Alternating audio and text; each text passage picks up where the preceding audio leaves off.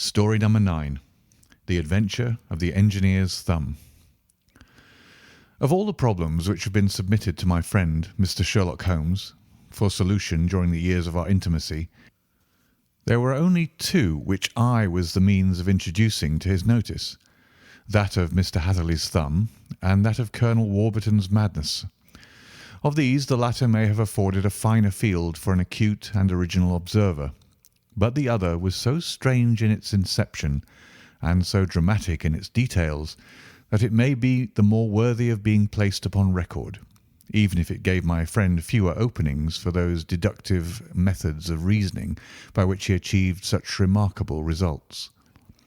The story has, I believe, been told more than once in the newspapers, but, like all such narratives, its effect is much less striking when set forth en bloc in a single half-column of print than when the facts slowly evolve before your own eyes and the mystery clears gradually away as each new discovery furnishes a step which leads on to the complete truth. At the time, the circumstances made a deep impression upon me, and the lapse of 2 years has hardly served to weaken the effect. It was in the summer of '89, not long after my marriage, that the events occurred which I am now about to summarise. I had returned to civil practice and had finally abandoned Holmes in his Baker Street rooms, although I continually visited him and occasionally even persuaded him to forego his Bohemian habits so far as to come and visit us. My practice had steadily increased, and as I happened to live at no very great distance from Paddington Station, I got a few patients from among the officials. One of these, whom I had cured of a painful and lingering disease, was never weary of advertising my virtues and of endeavouring to send me on every sufferer over whom he might have any influence. One morning, at a little before 7 o'clock, I was awakened by the maid tapping at the door to announce that 2 men had come from Paddington and were waiting in the consulting room. I dressed hurriedly, for I knew by experience that railway cases were seldom trivial, and hastened downstairs. As I descended, my old ally, the guard, came out of the room and closed the door tightly behind him. "I've got him here," he whispered, jerking his thumb over his shoulder. "He's all right." "What is it, then?" I asked, for his manner suggested that it was some strange creature which he had caged up in my room. "It's a new patient," he whispered. "I thought I'd bring him round myself, then he couldn't slip away. There he is, all safe and sound. I must go now, Doctor. I have my duties, just the same as you." And off he went, this trusty tout, without even giving me time to thank him.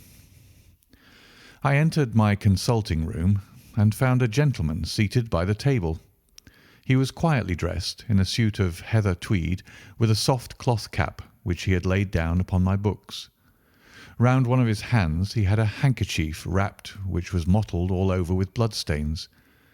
He was young, not more than 25, I would say, with a strong masculine face, but he was exceedingly pale and gave me the impression of a man who was suffering from some strong agitation which it took all his strength of mind to control.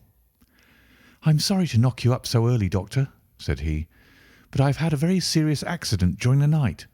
I came in by train this morning, and on inquiring at Paddington as to where I might find a doctor, a worthy fellow very kindly escorted me here.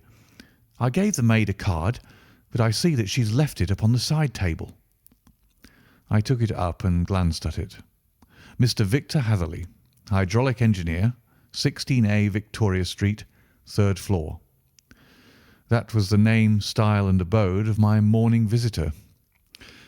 "I regret that I have kept you waiting," said I, sitting down in my library chair. "You are fresh from a night journey, I understand, which is in itself a monotonous occupation." "Oh, my night could not be called monotonous," said he, and laughed. He laughed very heartily, with a high, ringing note, leaning back in his chair and shaking his sides. All my medical instincts rose up against that laugh. "Stop it!" I cried. "Pull yourself together." And I poured out some water from a carafe. It was useless, however. He was off in one of those hysterical outbursts which come upon a strong nature when some great crisis is over and gone. Presently he came to himself once more, very weary and pale-looking. "I have been making a fool of myself," he gasped. "Not at all. Drink this." I dashed some brandy into the water, and the colour began to come back to his bloodless cheeks. "That's better," said he.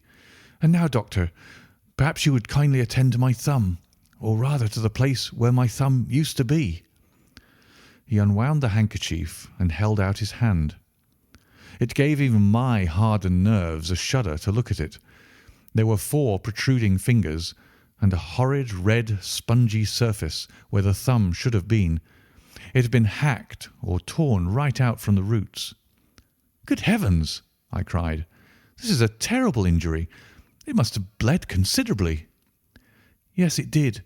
I fainted when it was done, and I think that I must have been senseless for a long time.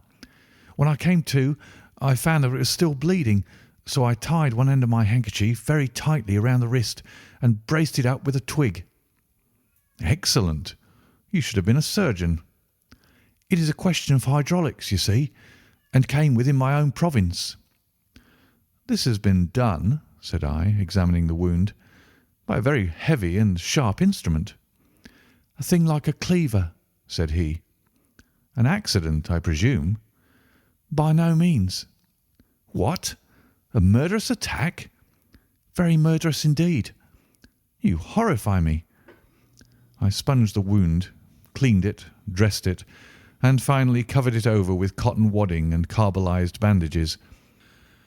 He lay back without wincing, though he bit his lip from time to time. "How is that?" I asked when I had finished. "Capital. Between your brandy and your bandage, I feel a new man. I was very weak, but I've had a good deal to go through." "Perhaps you had better not speak of the matter. It is evidently trying to your nerves." "Oh, no, not now. I shall have to tell my tale to the police. But, between ourselves, if it were not for the convincing evidence of this wound of mine, I should be surprised if they believe my statement, for it is a very extraordinary one, and I have not much in the way of proof with which to back it up. And even if they believe me, the clues which I can give them are so vague that it is a question whether justice will be done." "Ha!" cried I. "If it is anything in the nature of a problem which you desire to see solved, I should strongly recommend you to come to my friend, Mr. Sherlock Holmes, before you go to the official police." "Oh, I have heard of that fellow," answered my visitor, "and I should be very glad if he would take the matter up, though of course I must use the official police as well. Would you give me an introduction to him?" "I'll do better. I'll take you round to him myself." "I should be immensely obliged to you." "We'll call a cab and go together. We should just be in time to have a little breakfast with him. Do you feel equal to it?" "Yes, I shall not feel easy until I've told my story." "Then my servant will call a cab, and I shall be with you in an instant."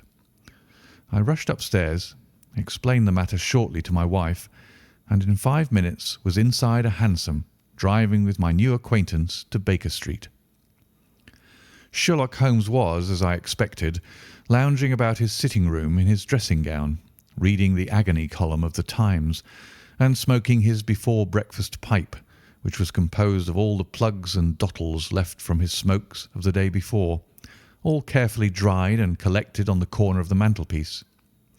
He received us in his quietly genial fashion, ordered fresh rashers and eggs, and joined us in a hearty meal. When it was concluded, he settled our new acquaintance upon the sofa, placed a pillow beneath his head, and laid a glass of brandy and water within his reach. "It is easy to see that your experience has been no common one, Mr. Hatherley," said he. "Pray, lie down there and make yourself absolutely at home. Tell us what you can, but stop when you're tired, and keep up your strength with a little stimulant." "Thank you," said my patient, "but I have felt another man since the doctor bandaged me, and I think that your breakfast has completed the cure. I shall take up as little of your valuable time as possible, so I shall start at once upon my peculiar experiences." Holmes sat in his big armchair with the weary, heavy-lidded expression which veiled his keen and eager nature, while I sat opposite to him, and we listened in silence to the strange story which our visitor detailed to us. "You must know," said he, "that I am an orphan and a bachelor, residing alone in lodgings in London. By profession I am a hydraulic engineer, and I've had considerable experience of my work during the 7 years that I was apprenticed to Venner and Matheson, the well-known firm of Greenwich. 2 years ago, having served my time, and having also come into a fair sum of money through my poor father's death, I determined to start in business for myself, and took professional chambers in Victoria Street. I suppose that everyone finds his first independent start in business a dreary experience. To me it has been exceptionally so.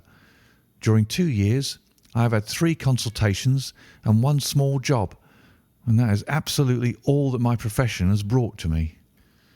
My gross takings amount to £27 10s. Every day from 9 in the morning until 4 in the afternoon I waited in my little den until at last my heart began to sink, and I came to believe that I should never have any practice at all. Yesterday, however, just as I was thinking of leaving the office, my clerk entered to say there was a gentleman waiting who wished to see me upon business. He brought up a card, too, with the name of Colonel Lysander Stark engraved upon it. Close at his heels came the colonel himself, a man rather over the middle size, but of an exceeding thinness. I do not think that I have ever seen so thin a man. His whole face sharpened away into nose and chin, and the skin of his cheeks was drawn quite tense over his outstanding bones. Yet this emaciation seemed to be his natural habit, and due to no disease, for his eye was bright, his step brisk, and his bearing assured. He was plainly but neatly dressed, and his age, I should judge, would be nearer 40 than 30. "Mr. Hatherley," said he, with something of a German accent, "you have been recommended to me, Mr. Hatherley, as being a man who is not only proficient in his profession, but is also discreet and capable of preserving a secret." I bowed, feeling as flattered as any young man would at such an address. "May I ask who it was who gave me so good a character?" "Well, perhaps it is better that I should not tell you that just at this moment. I have it from the same source that you are both an orphan and a bachelor, and are residing alone in London." "That is quite correct," I answered, "but you will excuse me if I say that I cannot see how all this bears upon my professional qualifications. I understand that it was on a professional matter that you wished to speak to me." "Undoubtedly so, but you will find that all I say is really to the point. I have a professional commission for you, but absolute secrecy is quite essential. Absolute secrecy. You understand? And of course we may expect that more from a man who is alone than from one who lives in the bosom of his family." "If I promise to keep a secret," said I, "you may absolutely depend upon my doing so." He looked very hard at me as I spoke, and it seemed to me that I had never seen so suspicious and questioning an eye. "Do you promise, then?" said he at last. "Yes, I promise." "Absolute and complete silence before, during, and after. No reference to the matter at all, either in word or writing." "I have already given you my word." "Very good." He suddenly sprang up, and darting like lightning across the room, he flung open the door. The passage outside was empty. "That's all right," said he, coming back. "I know that clerks are sometimes curious as to their master's affairs. Now we can talk in safety." He drew up his chair very close to mine, and began to stare at me again with the same questioning and thoughtful look. A feeling of repulsion and of something akin to fear had begun to rise within me at the strange antics of this fleshless man. Even my dread of losing a client could not restrain me from showing my impatience. "I beg that you will state your business, sir," said I. "My time is of value. Heaven forgive me for that last sentence, but the words came to my lips." "How would 50 guineas for a night's work suit you?" he asked. "Most admirably." "I say a night's work, but an hour's will be nearer the mark. I simply want your opinion about a hydraulic stamping machine which has got out of gear. If you show us what is wrong, we shall soon set it right ourselves. What do you think of such a commission as that?" "The work appears to be light and the pay munificent." "Precisely so. We shall want you to come tonight by the last train." "Where to?" "To Eyford in Berkshire. It is a little place near the borders of Oxfordshire, and within 7 miles of Reading. There is a train from Paddington which would bring you there at about 11:15. "Very good." "I shall come down in a carriage to meet you." "There is a drive, then?" "Yes, our little place is quite out in the country. It is a good 7 miles from Eyford Station." "Then we can hardly get there before midnight. I suppose there will be no chance of a train back. I shall be compelled to stop the night." "Yes, we could easily give you a shakedown."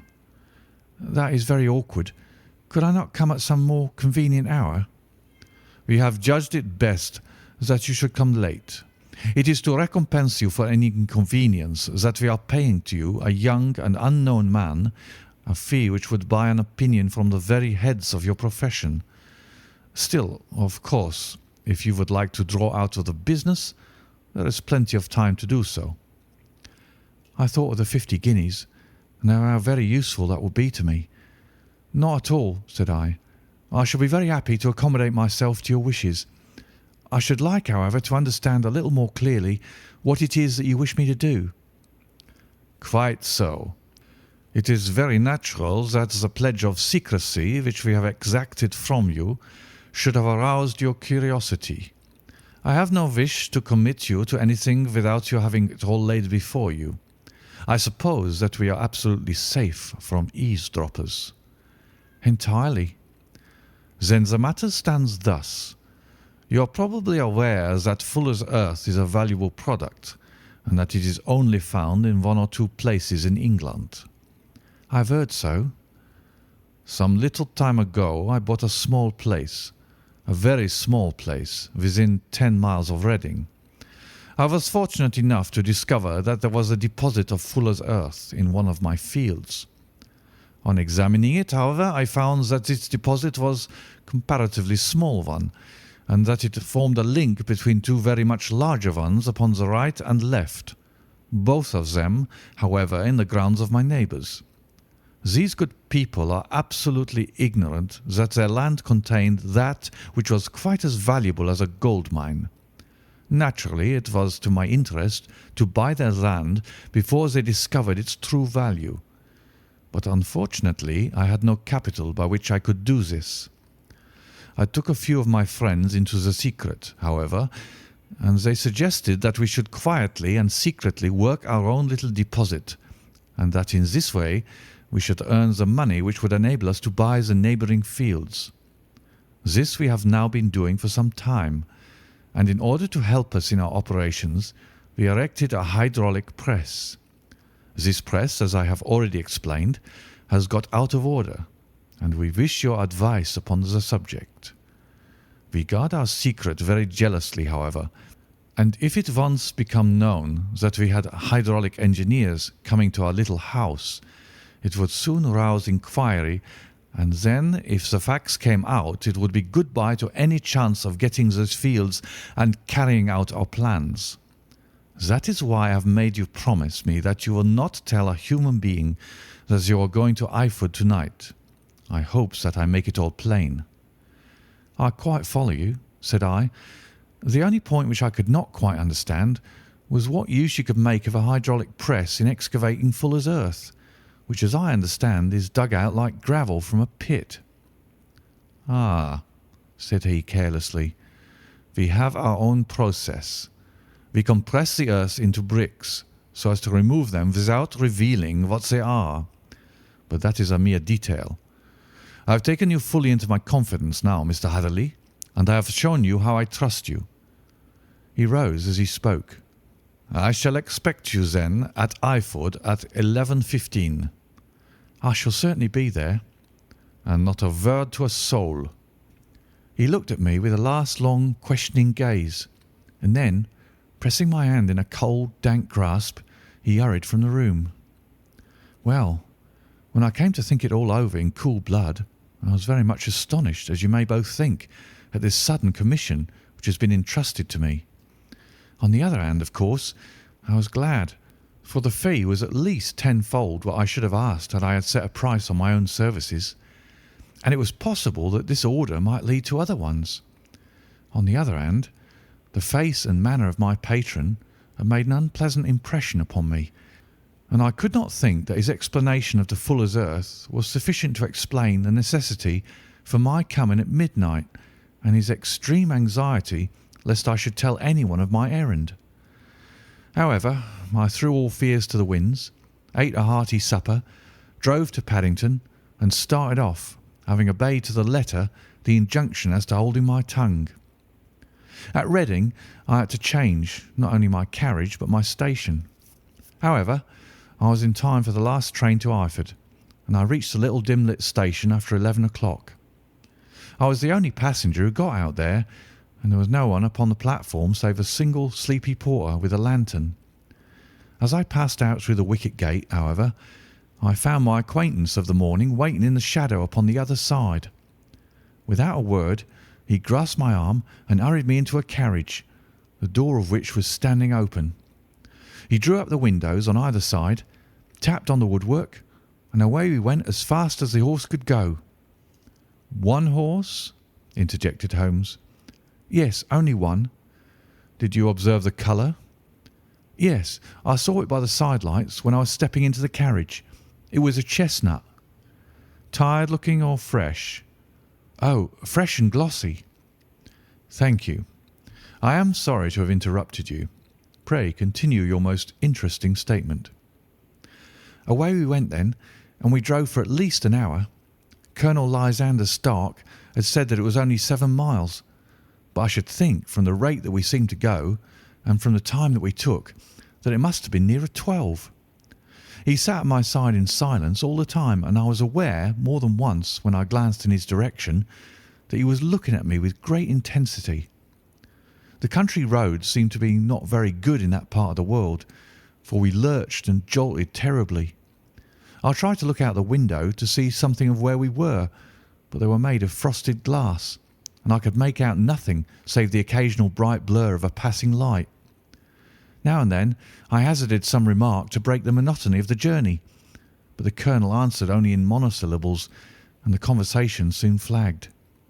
At last, however, the bumping of the road was exchanged for the crisp smoothness of a gravel drive, and the carriage came to a stand. Colonel Lysander Stark sprang out, and as I followed after him, pulled me swiftly into a porch which gaped in front of us. We stepped, as it were, right out of the carriage and into the hall, so that I failed to catch the most fleeting glance of the front of the house. The instant that I had crossed the threshold, the door slammed heavily behind us, and I heard faintly the rattle of the wheels as the carriage drove away. It was pitch dark inside the house, and the colonel fumbled about looking for matches and muttering under his breath. Suddenly a door opened at the other end of the passage, and a long golden bar of light shot out in our direction. It grew broader, and a woman appeared with a lamp in her hand, which she held above her head, pushing her face forward and peering at us.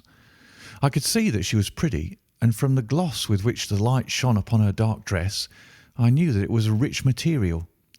She spoke a few words in a foreign tongue, in a tone as though asking a question, and when my companion answered in a gruff monosyllable, she gave such a start that the lamp nearly fell from her hand.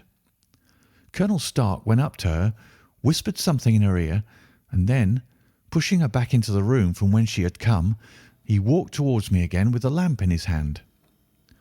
"Perhaps you will have the kindness to wait in this room for a few minutes," said he, throwing open another door. It was a quiet, little, plainly furnished room with a round table in the centre, on which several German books were scattered. Colonel Stark laid down the lamp on the top of a harmonium beside the door. "I shall not keep you waiting an instant," said he, and vanished into the darkness. I glanced at the books upon the table, and in spite of my ignorance of German, I could see that 2 of them were treatises on science, the others being volumes of poetry. Then I walked across to the window, hoping that I might catch some glimpse of the countryside, but an oak shutter, heavily barred, was folded across it. It was a wonderfully silent house. There was an old clock ticking loudly somewhere in the passage, but otherwise everything was deadly still. A vague feeling of uneasiness began to steal over me. Who were these German people, and what were they doing living in this strange out-of-the-way place? And where was the place? I was 10 miles or so from Eyford, that was all I knew, but whether north, south, east or west I had no idea. For that matter, Reading and possibly other large towns were within that radius, so the place might not be so secluded after all. Yet it was quite certain, from the absolute stillness, that we were in the country. I paced up and down that room, humming a tune under my breath to keep up my spirits, and feeling that I was thoroughly earning my 50 guineas fee. Suddenly, without any preliminary sound in the midst of all the utter stillness, the door in my room swung slowly open. The woman was standing in the aperture, the darkness of the hall behind her, the yellow light from my lamp beating upon her eager and beautiful face. I could see at a glance that she was sick with fear, and the sight sent a chill to my own heart. She held up one shaking finger to warn me to be silent, and she shot a few whispered words of broken English at me, her eyes glancing back like those of a frightened horse into the gloom behind her. "I would go," said she, trying hard, as it seemed to me, to speak calmly. "I would go. I should not stay here. There is no good for you to do." "But, madam," said I have not yet done what I came for. I cannot possibly leave until I have seen the machine." "It is not worth your while to wait," she went on. "You can pass through the door. No one hinders." And then, seeing that I smiled and shook my head, she suddenly threw aside her constraint and made a step forward with her hands wrung together. "For the love of heaven," she whispered, "get away from here before it is too late." But I'm somewhat headstrong by nature, and the more ready to engage in an affair when there's some obstacle in the way. I thought of my 50-guinea fee, of my wearisome journey, and of the unpleasant night which seemed to be before me. Was it all to go for nothing? Why should I slink away without having carried out my commission, and without the payment which was my due? This woman might, for all I know, be a monomaniac. With a stout bearing, therefore, though her manner had shaken me more than I cared to confess, I still shook my head and declared my intention of remaining where I was. She was about to renew her entreaties when a door slammed overhead and the sound of several footsteps were heard upon the stairs. She listened for an instant, threw up her hands with a despairing gesture, and vanished as suddenly and as noiselessly as she had come. The newcomers were Colonel Lysander Stark and a short, thick man with a chinchilla beard growing out of the creases of his double chin, who was introduced to me as Mr. Ferguson. "This is my secretary and manager," said the colonel. "By the way, I was under the impression that I left this door shut just now. I fear that you have felt the draught." "On the contrary," said I opened the door myself because I felt the room to be a little close. He shot one of his suspicious looks at me. "Perhaps we had better proceed to business then," said he. "Mr. Ferguson and I will take you up to see the machine." "I'd better put my hat on, I suppose." "Oh, no. It is in the house." "What? You dig fuller's earth in the house?" "No, no. This is only where we compress it. But never mind that. All we wish you to do is to examine the machine and to let us know what is wrong with it." We went upstairs together, the colonel first with the lamp, the fat manager and I behind him. It was a labyrinth of an old house, with corridors, passages, narrow winding staircases, and little low doors, the thresholds of which were hollowed out by the generations who crossed them. There were no carpets and no signs of any furniture above the ground floor, while the plaster was peeling off the walls, and the damp was breaking through in green, unhealthy blotches. I tried to put on as unconcerned an air as possible, but I had not forgotten the warnings of the lady, even though I disregarded them, and I kept a keen eye upon my two companions. Ferguson appeared to be a morose and silent man, but I could see from the little that he said that he was at least a fellow countryman. Colonel Lysander Stark stopped at last before a low door, which he unlocked. Within was a small square room, in which the three of us could hardly get in one time. Ferguson remained outside, and the colonel ushered me in.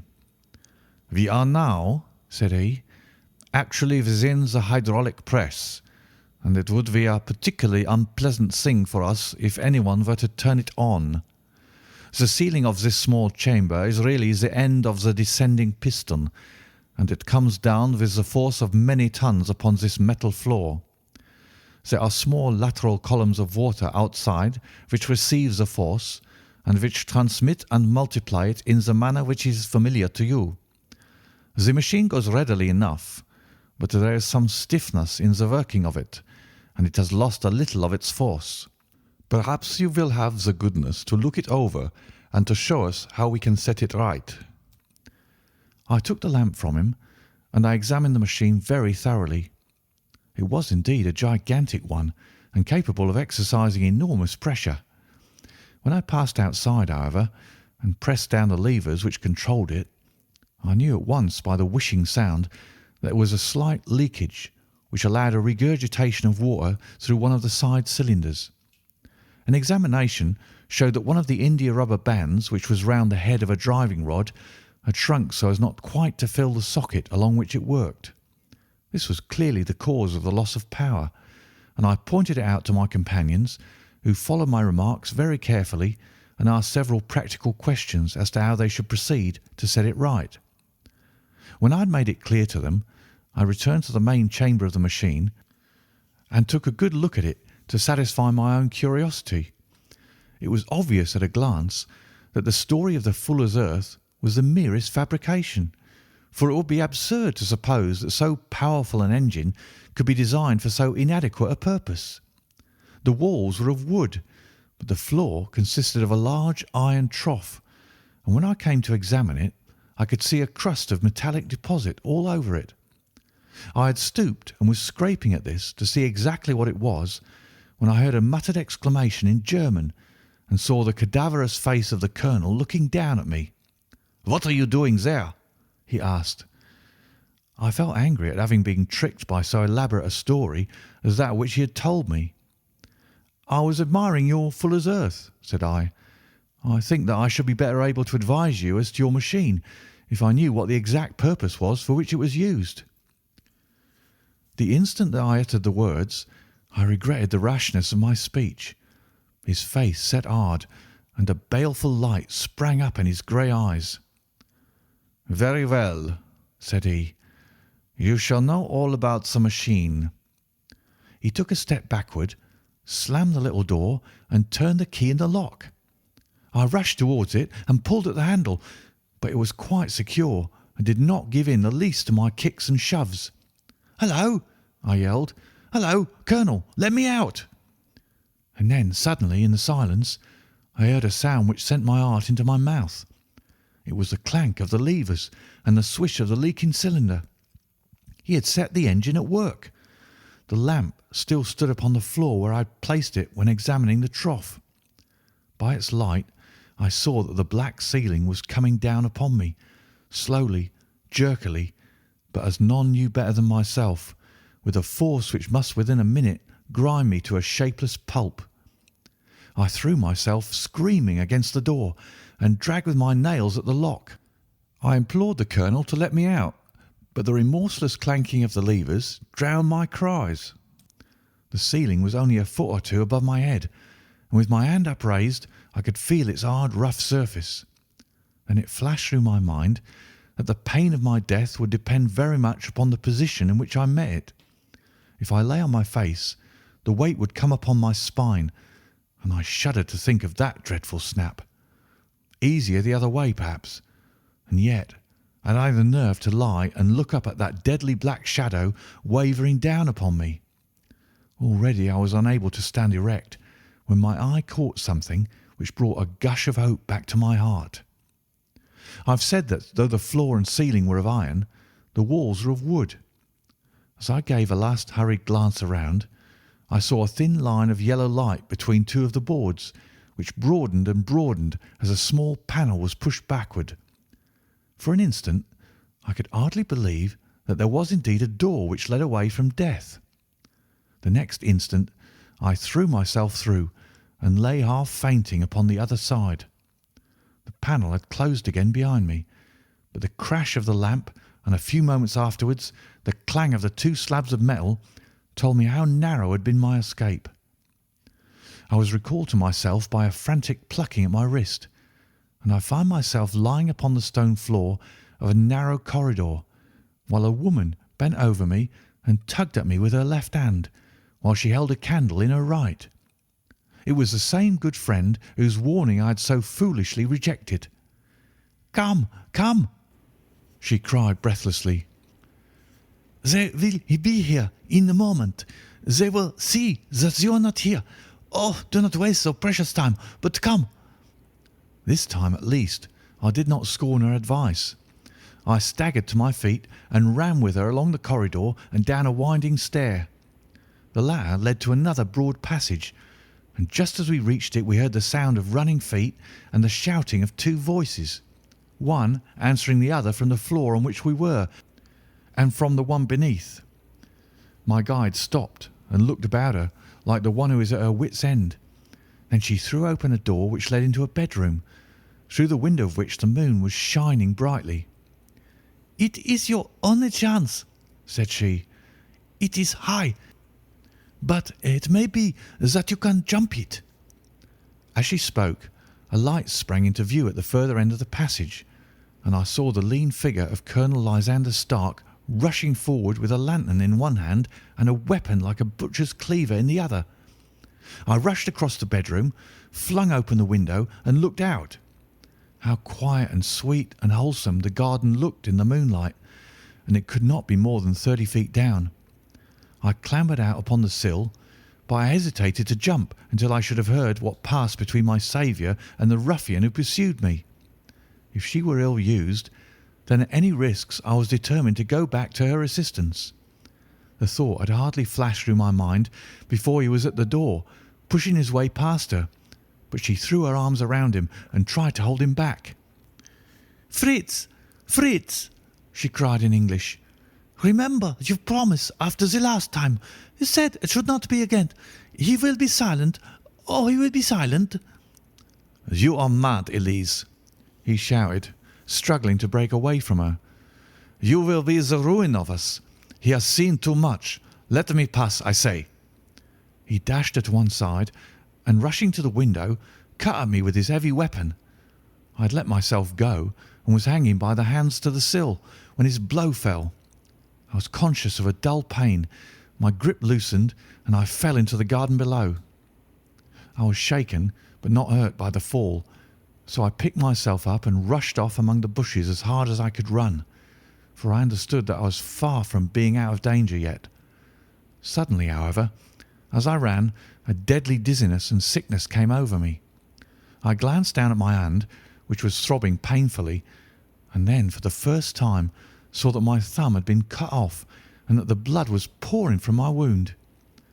I endeavoured to tie my handkerchief around it, but there came a sudden buzzing in my ears, and next moment I fell in a dead faint among the rose bushes. How long I remained unconscious I cannot tell. It must have been a very long time, for the moon had sunk and a bright morning was breaking when I came to myself. My clothes were all sodden with dew, and my coat sleeve was drenched with blood from my wounded thumb. The smarting of it recalled in an instant all the particulars of my night's adventure, and I sprang to my feet with the feeling that I might hardly yet be safe from my pursuers. But to my astonishment, when I came to look round me, neither house nor garden were to be seen.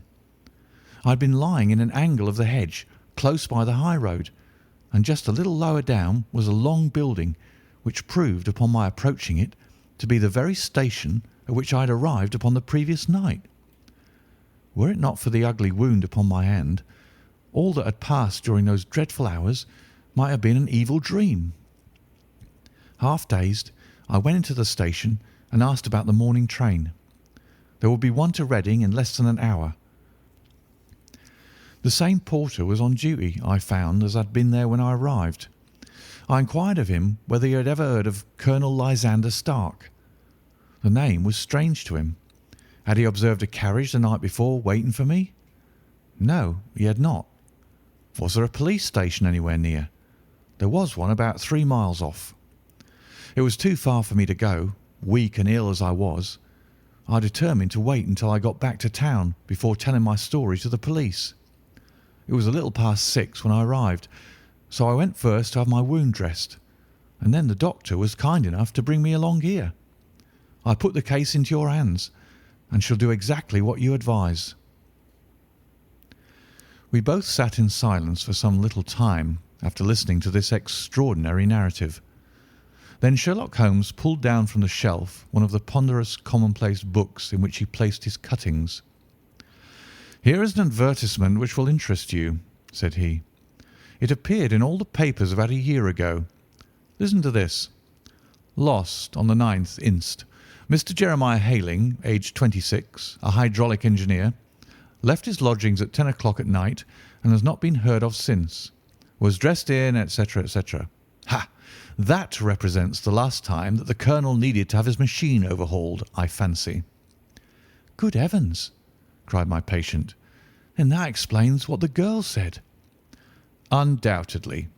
It is quite clear that the colonel was a cool and desperate man who was absolutely determined that nothing should stand in the way of his little game, like those out-and-out pirates who will leave no survivor from a captured ship.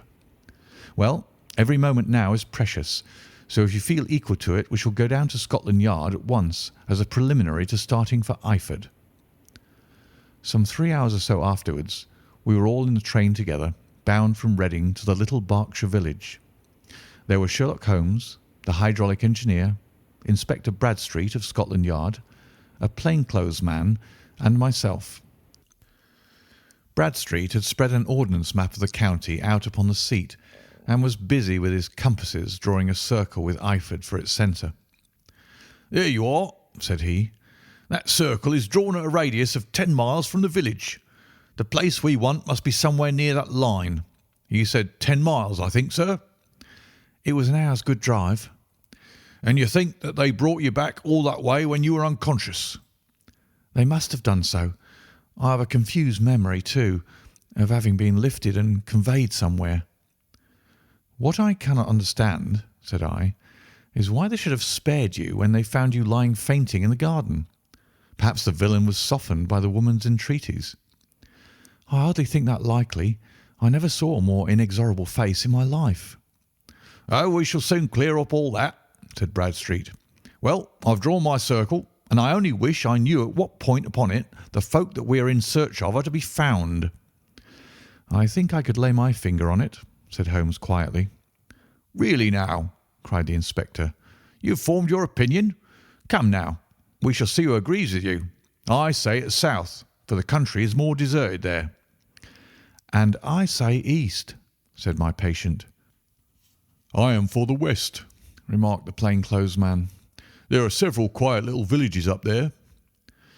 "And I am for the north," said I, "because there are no hills there, and our friend says that he did not notice the carriage go up any."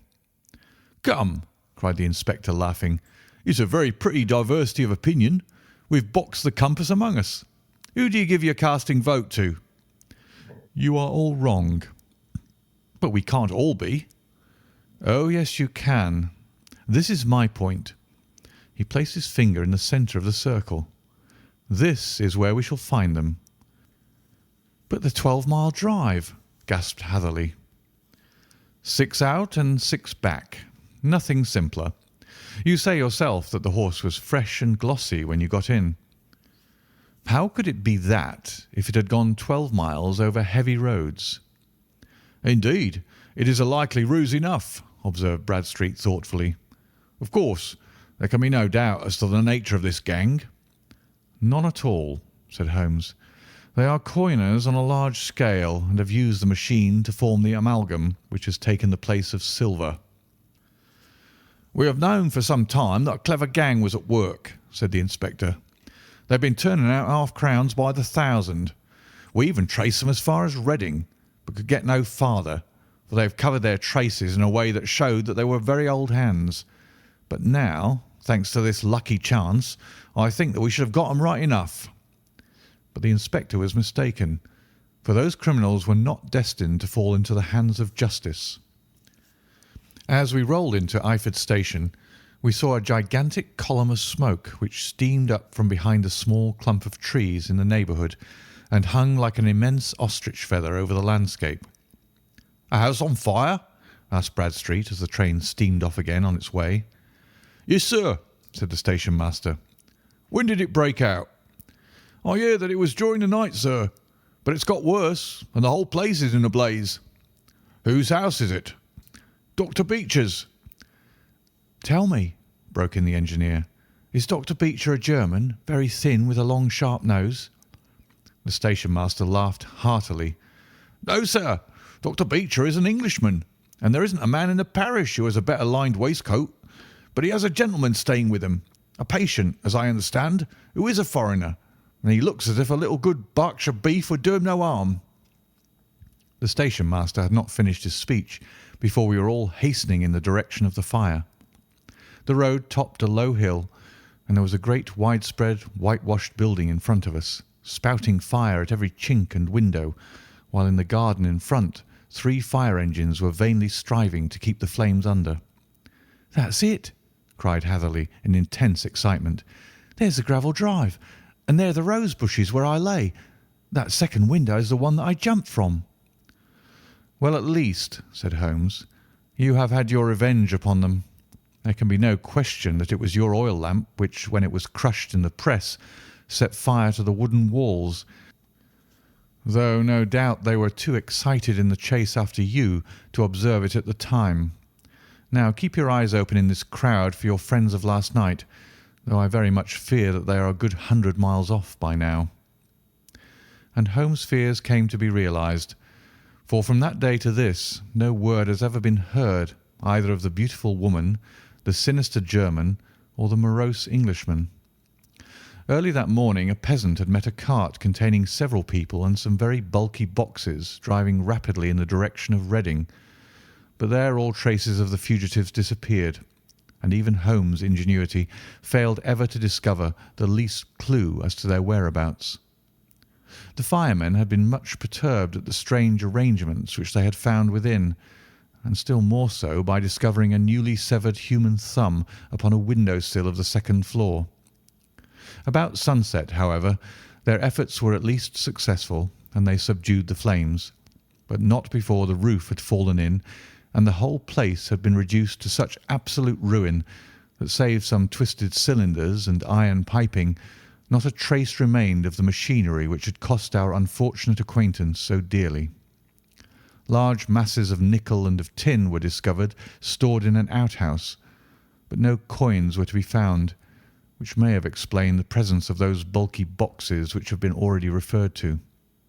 How our hydraulic engineer had been conveyed from the garden to the spot where he recovered his senses might have remained for ever a mystery, were it not for the soft mould which told us a very plain tale. He had evidently been carried down by 2 persons, one of whom had remarkably small feet and the other unusually large ones. On the whole, it was most probable that the silent Englishman, being less bold or less murderous than his companion, had assisted the woman to bear the unconscious man out of the way of danger. "Well," said our engineer ruefully as we took our seats to return once more to London, "it has been a pretty business for me. I've lost my thumb, and I've lost a 50-guinea fee. And what have I gained?" "Experience," said Holmes, laughing. "Indirectly it may be of value, you know. You have only to put it into words to gain the reputation of being excellent company for the remainder of your existence." End of The Adventure of the Engineer's Thumb. Story 10. The Adventure of the Noble Bachelor. The Lord St. Simon marriage and its curious termination have long ceased to be a subject of interest in those exalted circles in which the unfortunate bridegroom moves.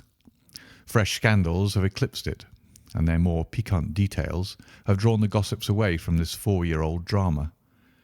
As I have reason to believe, however, that the full facts have never been revealed to the general public, and as my friend Sherlock Holmes had a considerable share in clearing the matter up, I feel that no memoir of him would be complete without some little sketch of this remarkable episode. It was a few weeks before my own marriage, during the days when I was still sharing rooms with Holmes in Baker Street, that he came home from an afternoon stroll to find a letter on the table waiting for him. I had remained indoors all day, for the weather had taken a sudden turn to rain, with high autumnal winds, and the Jezail bullet which I had brought back in one of my limbs as a relic of my Afghan campaign throbbed with dull persistence. With my body in one easy chair and my legs upon another, I had surrounded myself with a cloud of newspapers, until at last, saturated with the news of the day, I tossed them all aside and lay listless, watching the huge crest and monogram upon the envelope upon the table, and wondering lazily who my friend's noble correspondent could be. "Here is a very fashionable epistle," I remarked as he entered. "Your morning letters, if I remember right, were from a fishmonger and a tide-waiter." "Yes, my correspondence is certainly the charm of variety," he answered, smiling, "and the humbler are usually the more interesting. This looks like one of those unwelcome social summonses which call upon a man either to be bored or to lie." He broke the seal and glanced over the contents. "Oh, come, it may prove to be something of interest after all." "Not social, then?" "No, distinctly professional." "And from a noble client?" "One of the highest in England." "My dear fellow, I congratulate you." "I assure you, Watson, without affectation, that the status of my client is a matter of less moment to me than the interest of his case. It is just possible, however, that that also may not be wanting in this new investigation. You have been reading the papers diligently of late, have you not?" "It looks like it," said I ruefully, pointing to a huge bundle in the corner. "I have had nothing else to do." "It is fortunate, for you will perhaps be able to post me up. I read nothing except the criminal news and the agony column. The latter is always instructive, but if you have followed recent events so closely, you must have read about Lord St. Simon and his wedding." "Oh, yes, with the deepest interest." "That is well. The letter which I hold in my hand is from Lord St. Simon. I will read it to you, and in return you must turn over these papers and let me have whatever bears upon the matter. This is what he says: "My dear Mr. Sherlock Holmes, Lord Backwater tells me that I may place implicit reliance upon your judgment and discretion. I have determined, therefore, to call upon you and to consult you in reference to the very painful event which has occurred in connection with my wedding. Mr. Lestrade, of Scotland Yard, is acting already in the matter, but he assures me that he sees no objection to your cooperation, and that he even thinks that it might be of some assistance. I will call at 4 o'clock in the afternoon, and should you have any other engagement at that time, I hope that you will postpone it, as this matter is of paramount importance. Yours faithfully, St. Simon." It is dated from Grosvenor Mansions, written with a quill pen, and the noble lord has had the misfortune to get a smear of ink upon the outer side of his right little finger, remarked Holmes as he folded up the epistle. "He says 4 o'clock. It's 3 now. He'll be here in an hour." "Then I have just time, with your assistance, to get clear upon the subject. Turn over those papers and arrange the extracts in their order of time, while I take a glance as to who our client is." He picked a red-covered volume from a line of books of reference beside the mantelpiece.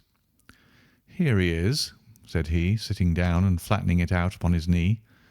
"Lord Robert Walsingham de Vere St. Simon, second son of the Duke of Balmoral. arms azure, 3 caltrops in chief over a fess sable, born in 1846. He is 41 years of age, which is mature for marriage, was Under-Secretary for the Colonies in a late administration. The Duke, his father, was at one time Secretary for Foreign Affairs. They inherit Plantagenet blood by direct descent, and Tudor on the distaff side. Ha! Well, there's nothing very instructive in all this. I think that I must turn to you, Watson, for something more solid. I have very little difficulty in finding what I want, said I, for the facts are quite recent, and the matter struck me as remarkable. I feared to refer them to you, however, as I knew that you had an inquiry on hand and that you disliked the intrusion of other matters. Oh, you mean the little problem of the Grosvenor Square furniture van. That is quite cleared up now, though. Indeed, it was obvious from the first. Pray, give me the results of your newspaper selections. Here is the first notice which I can find. It is in the personal column of the Morning Post, and dates, as you see, some weeks back. A marriage has been arranged, it says, and will, if rumour is correct, very shortly take place, between Lord Robert St. Simon, second son of the Duke of Balmoral, and Miss Hattie Doran, the only daughter of Aloysius Doran, Esquire, of San Francisco, California, USA. That is all. Terse and to the point, remarked Holmes, stretching his long, thin legs towards the fire.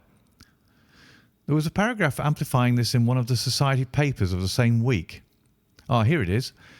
There will soon be a call for protection in the marriage market, for the present free trade principle appears to tell heavily against our home product. One by one, the management of the noble houses of Great Britain is passing into the hands of our fair cousins from across the Atlantic. An important addition has been made during the last week to the list of the prizes which have been borne away by these charming invaders.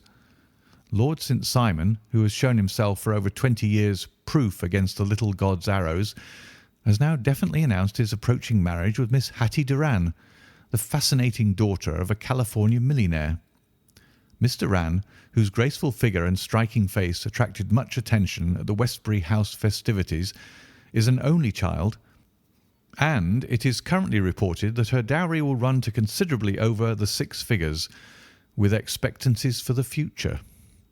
As it is an open secret that the Duke of Balmoral has been compelled to sell his pictures within the last few years, and as Lord St. Simon has no property of his own save the small estate of Birchmoor, it is obvious that the Californian heiress is not the only gainer by an alliance which will enable her to make the easy and common transition from a Republican lady to a British peeress. "Anything else?" asked Holmes, yawning. "Oh, yes, plenty.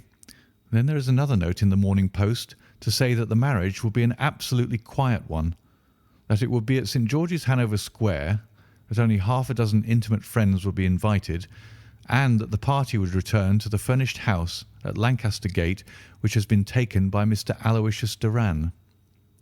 2 days later, that is on Wednesday last, there is a curt announcement that the wedding had taken place, and that the honeymoon would be passed at Lord Backwater's place near Petersfield.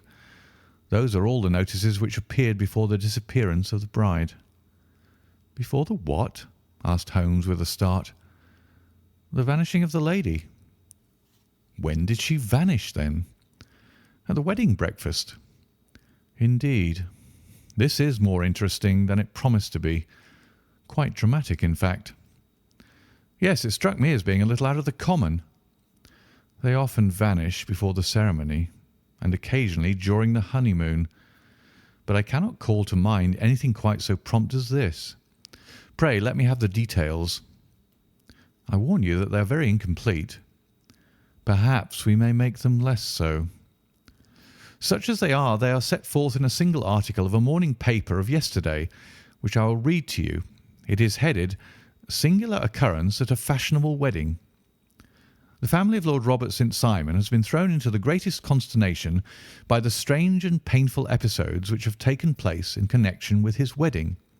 The ceremony, as shortly announced in the papers of yesterday, occurred on the previous morning, but it is only now that it has been possible to confirm the strange rumours which have been so persistently floating about.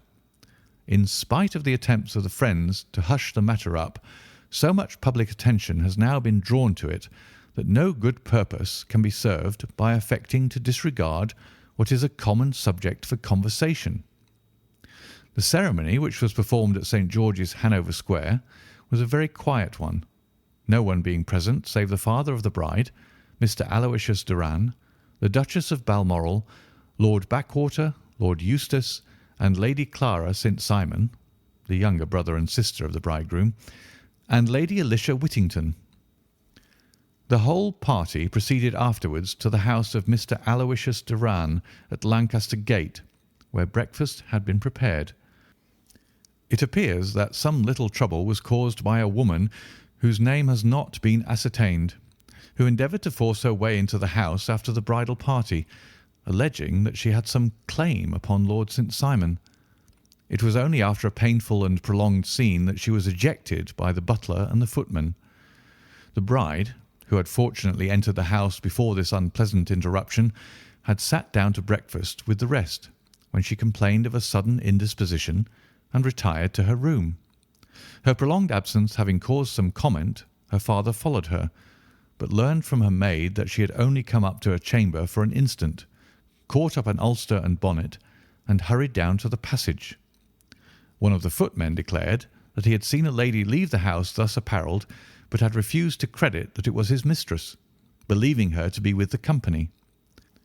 On ascertaining that his daughter had disappeared, Mr. Aloysius Doran, in conjunction with the bridegroom, instantly put themselves in communication with the police, and very energetic inquiries are being made, which will probably result in a speedy clearing up of this very singular business.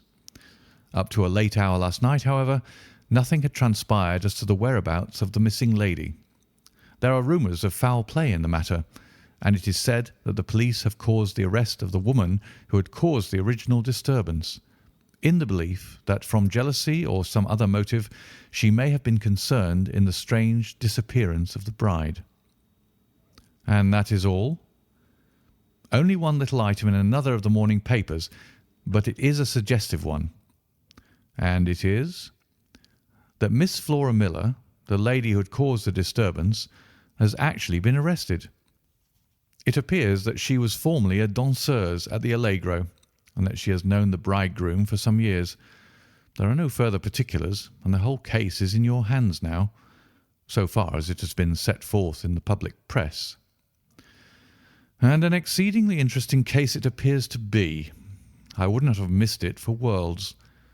But there is a ring at the bell, Watson, and as the clock makes it a few minutes after 4, I have no doubt that this will prove to be our noble client. Do not dream of going, Watson, for I very much prefer having a witness, if only as a check to my own memory. Lord Robert St. Simon, announced our page boy, throwing open the door. A gentleman entered with a pleasant, cultured face, high-nosed and pale, with something perhaps of petulance about the mouth, and with the steady, well-opened eye of a man whose pleasant lot it had ever been to command and to be obeyed. His manner was brisk, and yet his general appearance gave an undue impression of age, for he had a slight forward stoop and a little bend of the knees as he walked. His hair, too, as he swept off his very curly-brimmed hat, was grizzled round the edges and thin upon the top. As to his dress, it was careful to the verge of foppishness, with high collar, black frock coat, white waistcoat, yellow gloves, patent leather shoes, and light-coloured gaiters. He advanced slowly into the room, turning his head from left to right, and swinging in his right hand the cord which held his golden eyeglasses. "Good day, Lord St. Simon," said Holmes, rising and bowing. "Pray take the basket chair. This is my friend and colleague, Dr. Watson. Draw up a little to the fire, and we will talk this matter over." "A most painful matter to me, as you can most readily imagine, Mr. Holmes. I have been cut to the quick. I understand that you have already managed several delicate cases of this sort, though I presume that they were hardly from the same class of society." "No, I am descending." "I beg pardon?" "My last client of the sort was a king." "Oh, really? I had no idea. And which king? The King of Scandinavia. What? Had he lost his wife? You can understand, said Holmes suavely, that I extend to the affairs of my other clients the same secrecy which I promised to you in yours. Of course. Very right. Very right. I'm sure I beg pardon. As to my own case, I am ready to give you any information which may assist you in forming an opinion. Thank you. I have already learned all that is in the public prints, nothing more. I presume that I may take it as correct, this article, for example, as to the disappearance of the bride. Lord St. Simon glanced over it. Yes, it is correct, as far as it goes. But it needs a great deal of supplementing before anyone could offer an opinion. I think that I may arrive at my facts most directly by questioning you. Pray do so. When did you first meet Miss Hattie Doran? In San Francisco a year ago. You were travelling in the States? Yes. Did you become engaged then? No. But you were on a friendly footing. I was amused by her society, and she could see that I was amused. Her father is very rich. He is said to be the richest man on the Pacific slope. And how did he make his money? In mining. He had nothing a few years ago. Then he struck gold, invested it, and came up by leaps and bounds.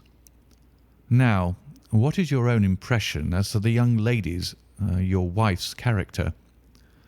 The nobleman swung his glasses a little faster and stared down into the fire. You see, Mr. Holmes, said he, my wife was 20 before her father became a rich man. During that time she ran free in a mining camp and wandered through woods or mountains, so that her education has come from nature rather than from the schoolmaster.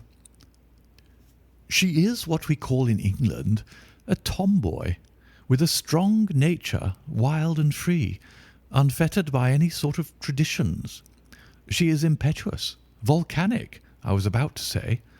She is swift in making up her mind and fearless in carrying out her resolutions. On the other hand, I would not have given her the name which I have the honour to bear. He gave a little stately cough. Had I not thought her to be at bottom a noble woman. I believe that she is capable of heroic self-sacrifice, and that anything dishonourable would be repugnant to her. Have you her photograph? I brought this with me. He opened a locket and showed us the full face of a very lovely woman. It was not a photograph, but an ivory miniature, and the artist had brought out the full effect of the lustrous black hair, the large dark eyes, and the exquisite mouth. Holmes gazed long and earnestly at it. Then he closed the locket and handed it back to Lord St. Simon. The young lady came to London then, and you renewed your acquaintance? Yes. Her father brought her over for this last London season. I met her several times, became engaged to her, and have now married her. She brought, I understand, a considerable dowry. A fair dowry, not more than is usual in my family. And this, of course, remains to you, since the marriage is a fait accompli. I really have made no inquiries on the subject. Very naturally not.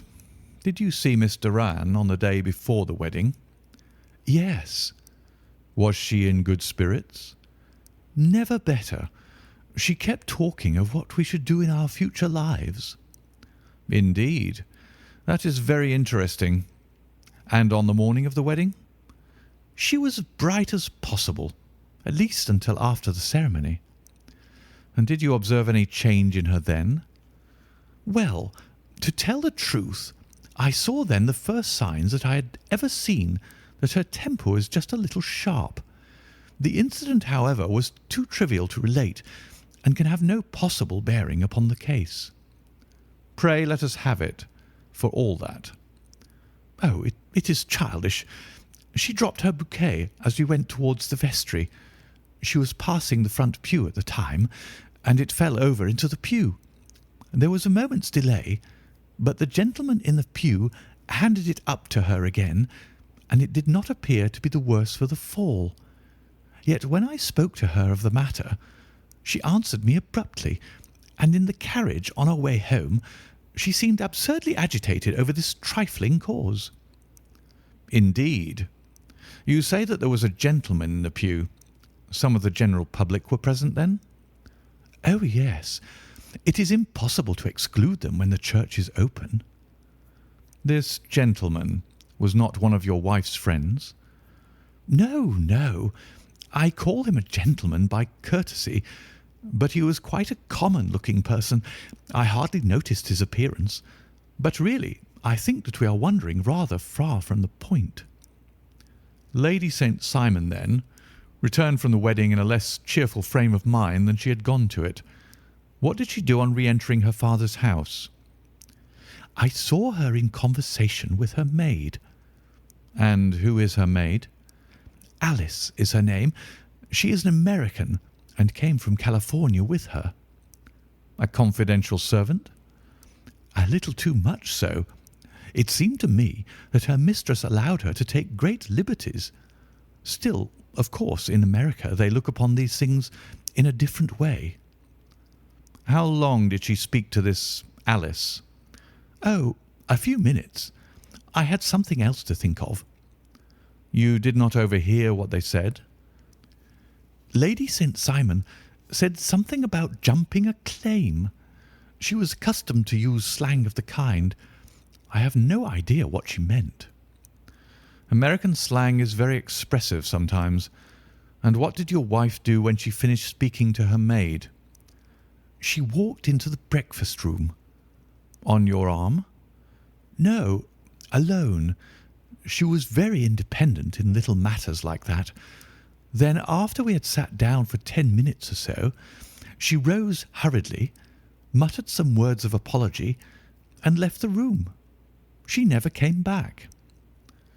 But this maid Alice, as I understand, deposes that she went to her room, covered her bride's dress with a long ulster, put on a bonnet, and went out. Quite so.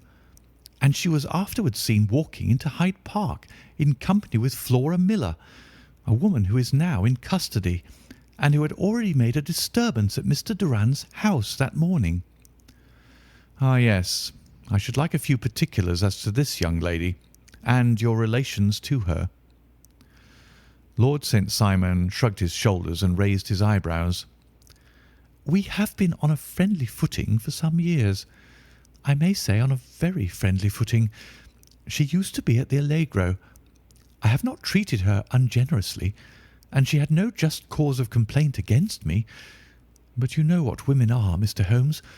Flora was a dear little thing, but exceedingly hot-headed and devotedly attached to me. She wrote me dreadful letters when she heard that I was about to be married, and to tell the truth, the reason why I had the marriage celebrated so quietly was that I feared lest there might be a scandal in the church. She came to Mr. Durand's door just after we returned, and she endeavoured to push her way in, uttering very abusive expressions towards my wife, and even threatening her. But I had foreseen the possibility of something of the sort, and I had 2 police fellows there in private clothes, who soon pushed her out again. She was quiet when she saw that there was no good in making a row. Did your wife hear all this? No, thank goodness, she did not. And she was seen walking with this very woman afterwards? Yes. That is what Mr. Lestrade of Scotland Yard looks upon as so serious. It is thought that Flora decoyed my wife out and laid some terrible trap for her. Well, it is a possible supposition. You think so too? I did not say a probable one, but you do not yourself look upon this as likely. I do not think Flora would hurt a fly. Still, jealousy is a strange transformer of characters. Pray, what is your own theory as to what took place? Well, really, I came to seek a theory, not to propound one. I have given you all the facts. Since you ask me, however, I may say that it has occurred to me as possible that the excitement of this affair, the consciousness that she had made so immense a social stride, had the effect of causing some little nervous disturbance in my wife. In short, that she had become suddenly deranged. Well, really, when I consider that she has turned her back, I will not say upon me, but upon so much that many have aspired to without success, I can hardly explain it in any other fashion. Well, certainly that is also a conceivable hypothesis, said Holmes, smiling. And now, Lord St. Simon, I think that I have nearly all my data. May I ask whether you were seated at the breakfast table so that you could see out of the window? We could see the other side of the road and the park. Quite so. Then I do not think that I need to detain you longer. I shall communicate with you. Should you be fortunate enough to solve this problem, said our client, rising. I have solved it. Eh? What was that? I say that I have solved it. Where, then, is my wife? That is a detail which I shall speedily supply. Lord St. Simon shook his head. I am afraid that it will take wiser heads than yours or mine, he remarked, and bowing in a stately, old-fashioned manner, he departed.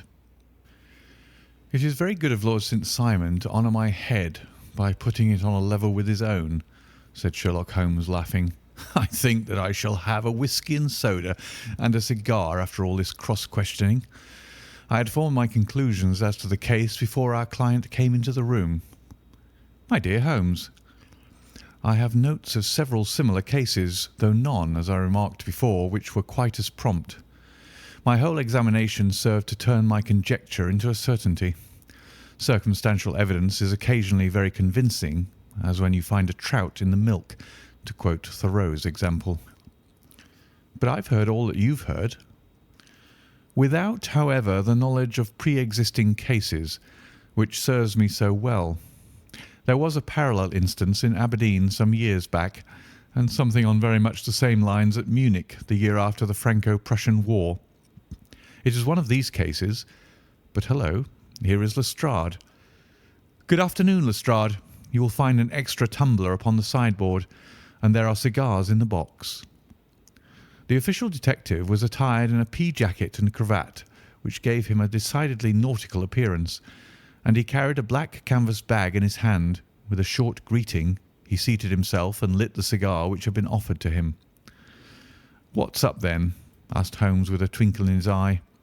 "You look dissatisfied." "And I feel dissatisfied. It's this infernal St. Simon marriage case. I can make neither head nor tail of the business." "Really? You surprise me." "Who ever heard of such a mixed affair? Every clue seems to slip through my fingers. I've been at work upon it all day." "And very wet it seems to have made you," said Holmes, laying his hand upon the arm of the pea jacket. "Yes, I've been dragging the Serpentine." "In heaven's name, what for?" "In search of the body of the Lady St. Simon." Sherlock Holmes leaned back in his chair and laughed heartily. "Have you dragged the basin of Trafalgar Square fountain?" he asked. "Why? What do you mean?" "Because you have just as good a chance of finding this lady in the one as in the other." Lestrade shot an angry glance at my companion. "I suppose you know all about it," he snarled. "Well, I have only just heard the facts, but my mind is made up." "Oh, indeed. Then you think that the Serpentine plays no part in the matter?" "I think it very unlikely." "Then perhaps you will kindly explain how it is that we found this in it." He opened his bag as he spoke and tumbled onto the floor a wedding dress of watered silk, a pair of white satin shoes, and a bride's wreath and veil, all discoloured and soaked in water. "There," said he, putting a new wedding ring upon the top of the pile. "There is a little nut for you to crack, Mr. Holmes." "Oh, indeed," said my friend, blowing blue rings into the air. "You dragged them from the Serpentine?" No, they were found floating near the margin by a park keeper. They had been identified as her clothes, and it seemed to me that if the clothes were there, the body would not be far off. By the same brilliant reasoning, every man's body is to be found in the neighbourhood of his wardrobe. And pray, what did you hope to arrive at through this? At some evidence implicating Flora Miller in the disappearance. I am afraid that you will find it difficult. Are you indeed now? Cried Lestrade with some bitterness. I am afraid, Holmes, that you are not very practical with your deductions and your inferences. You have made 2 blunders in as many minutes. This dress does implicate Miss Flora Miller. And how? In the dress is a pocket. In the pocket is a card case. In the card case is a note. And here is the very note. He slapped it down upon the table in front of him. Listen to this. You will see me when all is ready. Come at once. F.H.M. Now, my theory all along has been that Lady St. Simon was decoyed away by Flora Miller, and that she, with confederates no doubt, was responsible for her disappearance. Here, signed with her initials, is the very note which was no doubt quietly slipped into her hand at the door and which lured her within their reach. Very good, Lestrade, said Holmes, laughing. You really are very fine indeed. Let me see it. He took up the paper in a listless way, but his attention instantly became riveted, and he gave a little cry of satisfaction. This is indeed important, said he. Ha! You find it so? Extremely so. I congratulate you warmly. Lestrade rose in his triumph and bent his head to look. Why, he shrieked, you're looking at the wrong side. On the contrary, this is the right side. The right side? You're mad.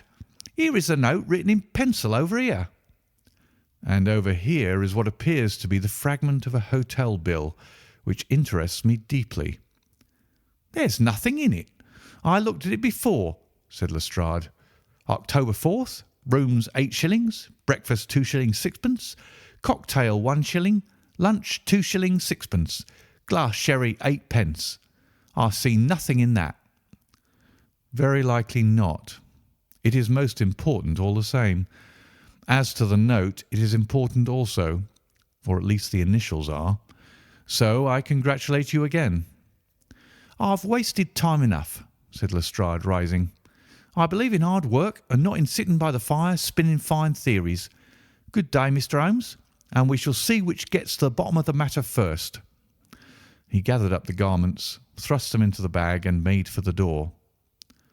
Just one hint to you, Lestrade, drawled Holmes before his rival vanished. I will tell you the true solution of the matter.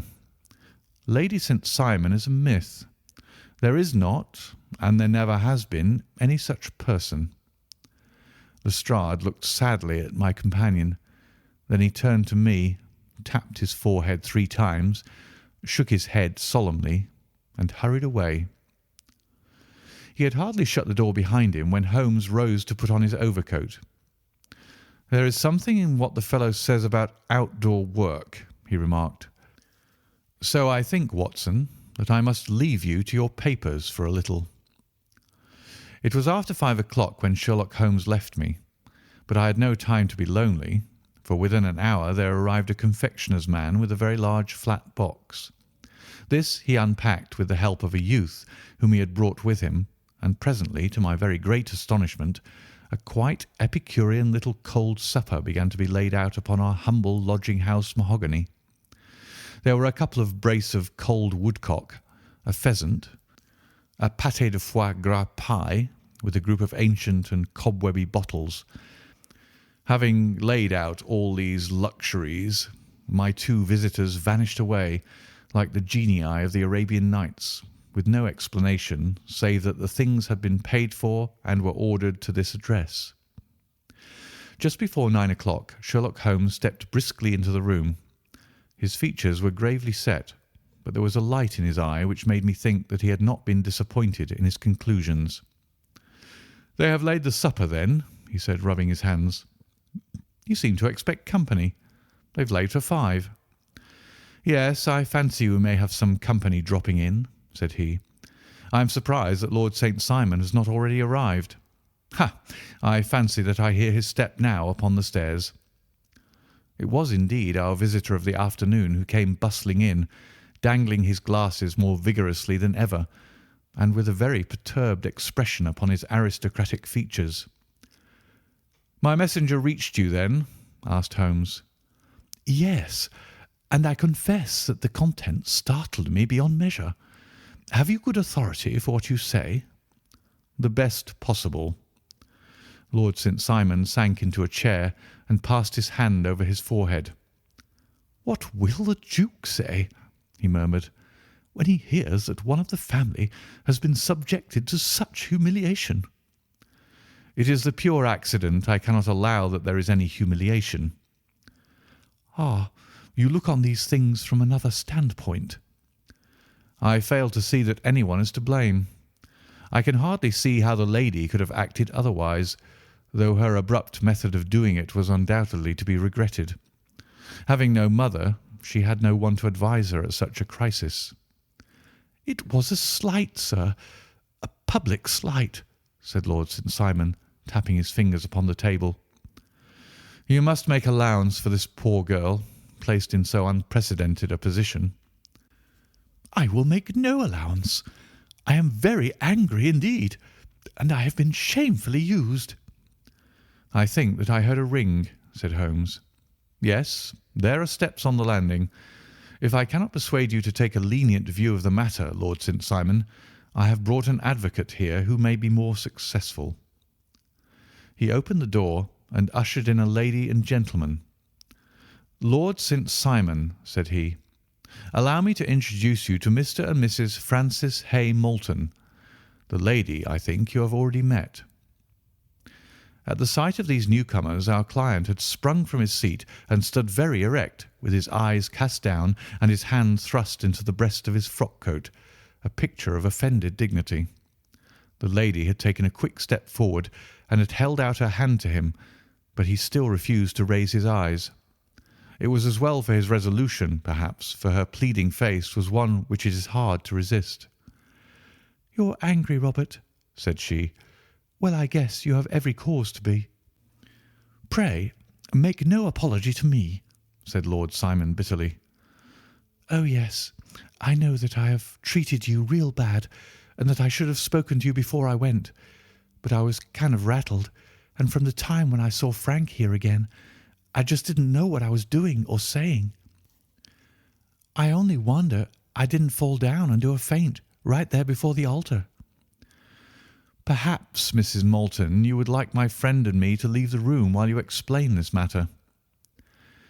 "If I may give an opinion," remarked the strange gentleman, "we've had just a little too much secrecy over this business already. For my part, I should like all Europe and America to hear the rights of it." He was a small, wiry, sunburnt man, clean-shaven, with a sharp face and alert manner. "Then I'll tell our story right away," said the lady.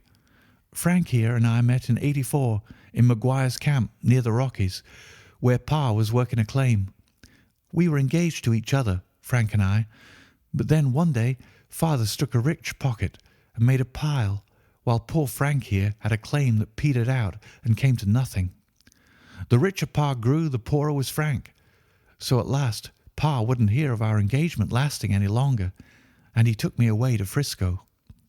Frank wouldn't throw up his hand, though, so he followed me there, and he saw me without Pa knowing anything about it. It would only have made him mad to know, so we just fixed it all up for ourselves. Frank said that he would go and make his pile too, and never come back to claim me until he had as much as Pa. So then I promised to wait for him to the end of time and pledged myself not to marry anyone else while he lived. 'Why wouldn't we be married right away then?' said he, 'and then I will feel sure of you, and I won't claim to be your husband until I come back.' Well, we talked it over, and he had fixed it all up so nicely with a clergyman all ready and waiting that we just did it right there and then. Frank went off to seek his fortune, and I went back to Pa. The next I heard of Frank was that he was in Montana, and then he went prospecting in Arizona, and then I heard of him from New Mexico. After that came a long newspaper story about how a miners' camp had been attacked by Apache Indians, and there was my Frank's name among the killed. I fainted dead away, and I was very sick for months after. Pa thought I had a decline and took me to half the doctors in Frisco. Not a word of news came for a year and more, so that I never doubted that Frank was really dead. Then Lord St. Simon came to Frisco, and we came to London, and the marriage was arranged, and Pa was very pleased, but I felt all the time that no man on this earth would ever take the place in my heart that had been given to my poor Frank.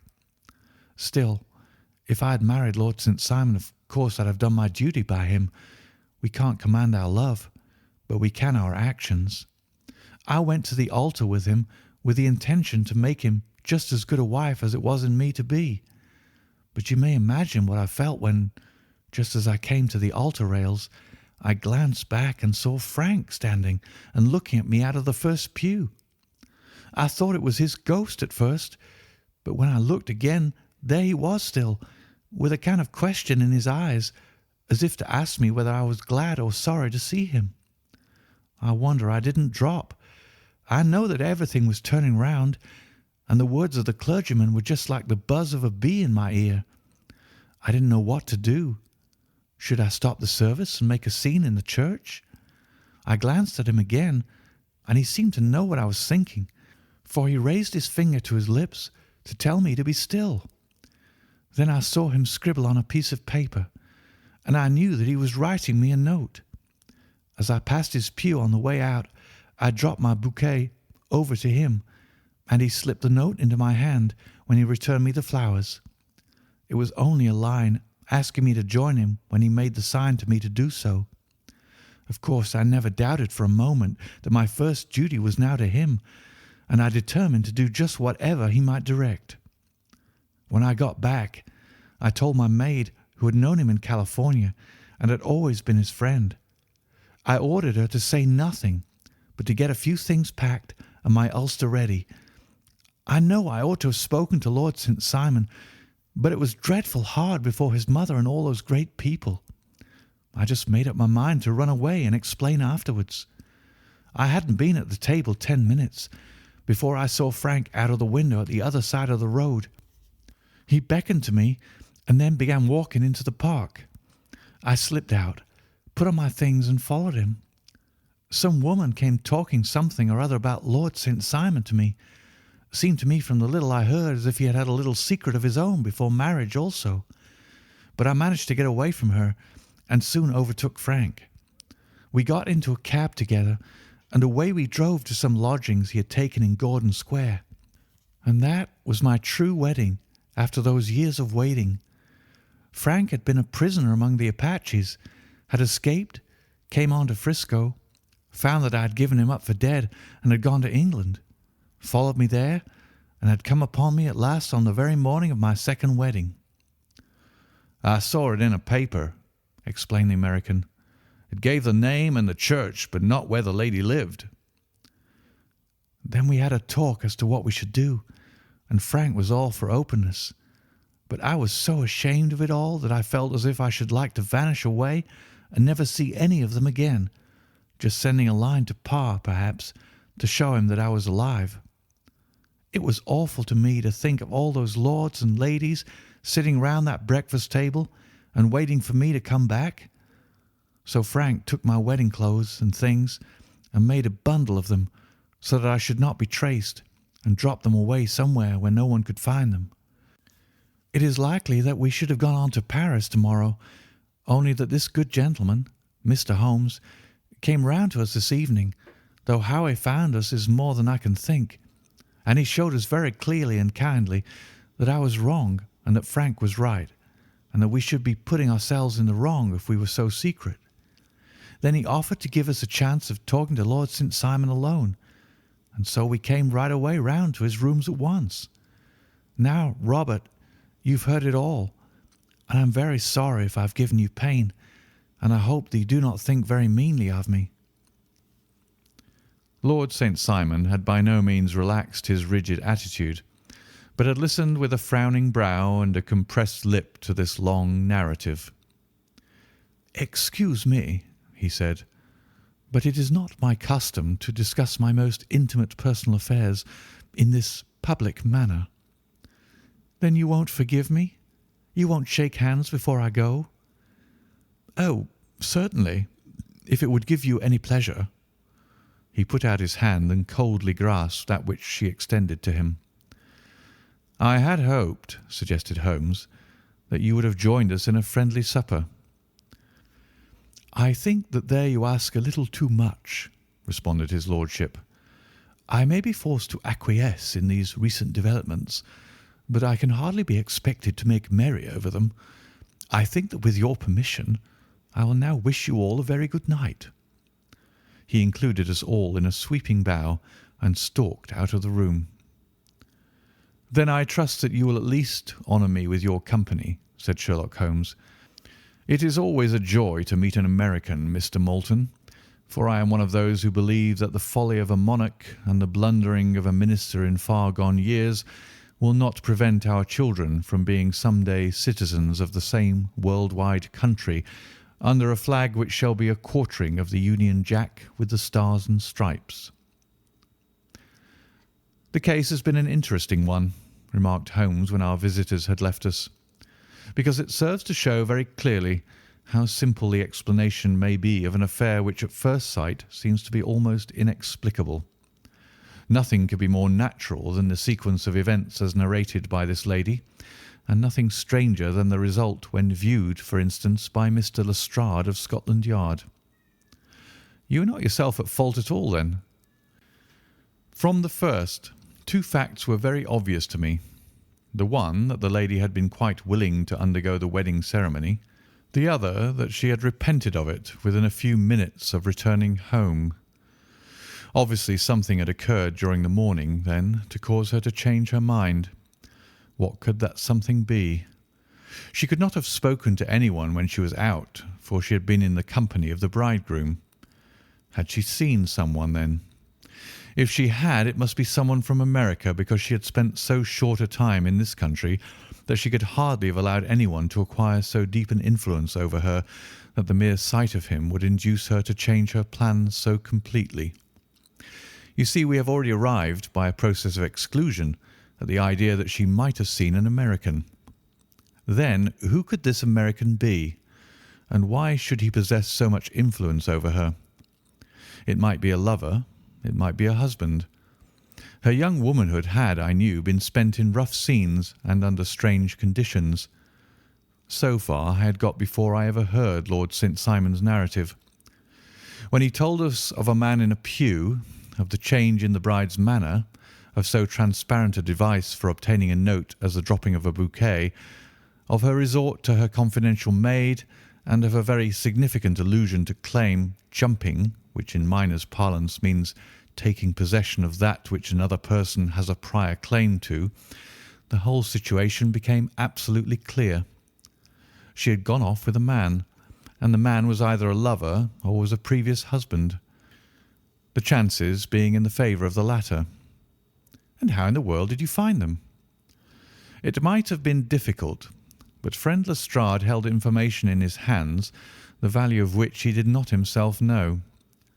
The initials were, of course, of the highest importance, but more valuable still was it to know that within a week he had settled his bill at one of the most select London hotels. How did you deduce the select? By the select prices. 8 shillings for a bed and 8 pence for a glass of sherry pointed to one of the most expensive hotels. There are not many in London which charge at that rate.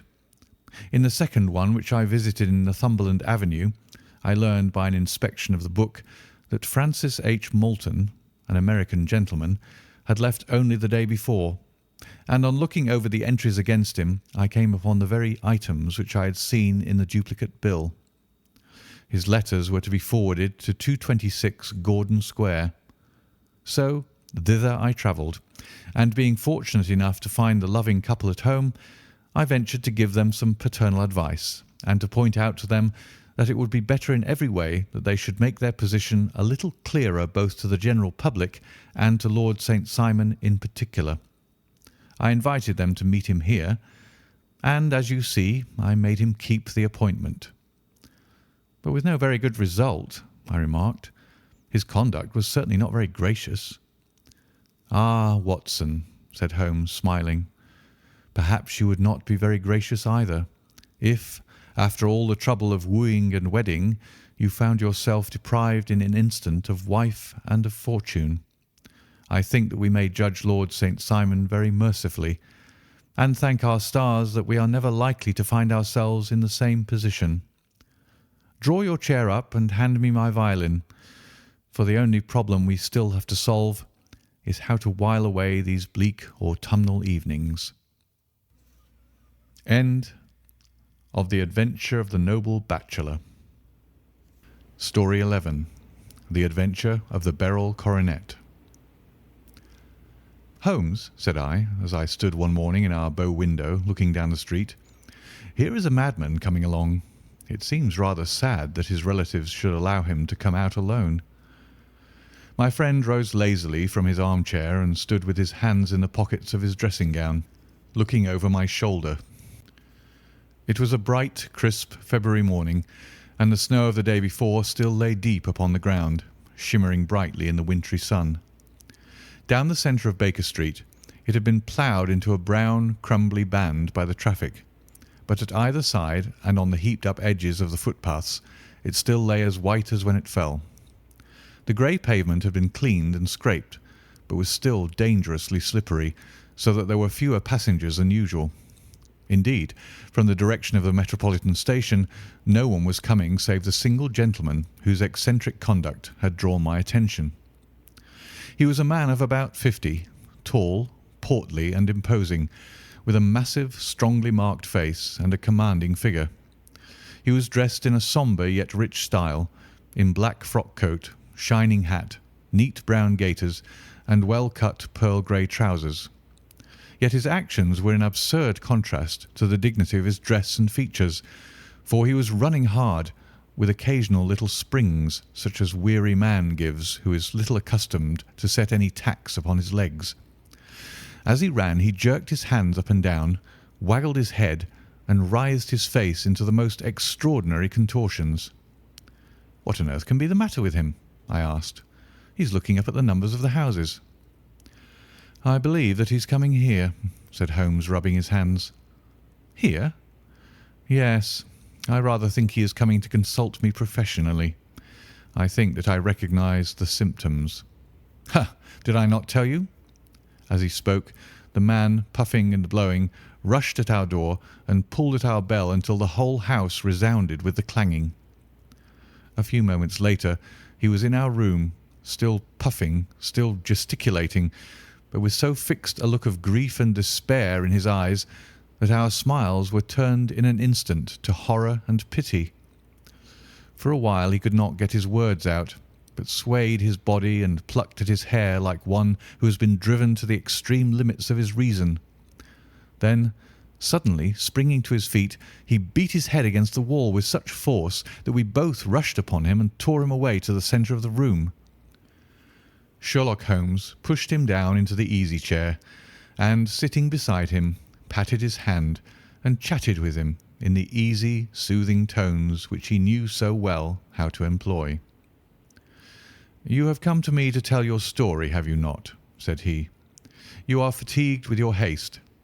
Pray wait until you have recovered yourself, and then I shall be most happy to look into any little problem which you may submit to me." The man sat for a minute or more with a heaving chest, fighting against his emotion. Then he passed his handkerchief over his brow, set his lips tight, and turned his face towards us. "No doubt you think me mad," said he. "I see that you've had some great trouble," responded Holmes. "God knows I have. A trouble which is enough to unseat my reason. So sudden and so terrible is it.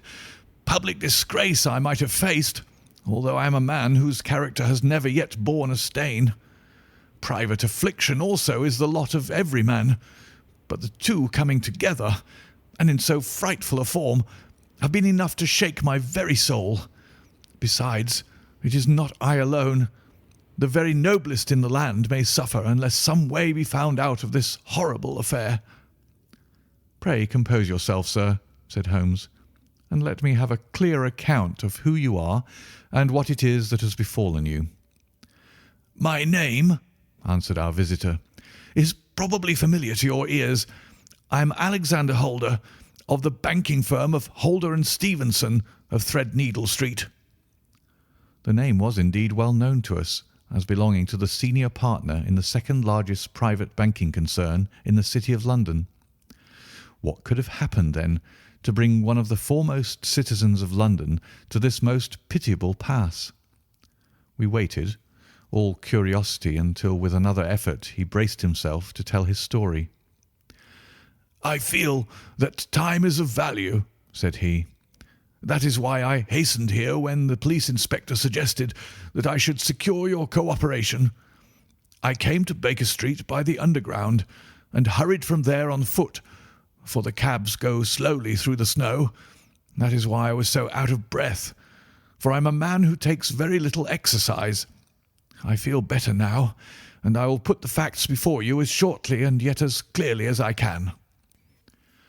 It is, of course, well known to you that in a successful banking business as much depends upon our being able to find remunerative investments for our funds as upon our increasing our connection and the number of our depositors.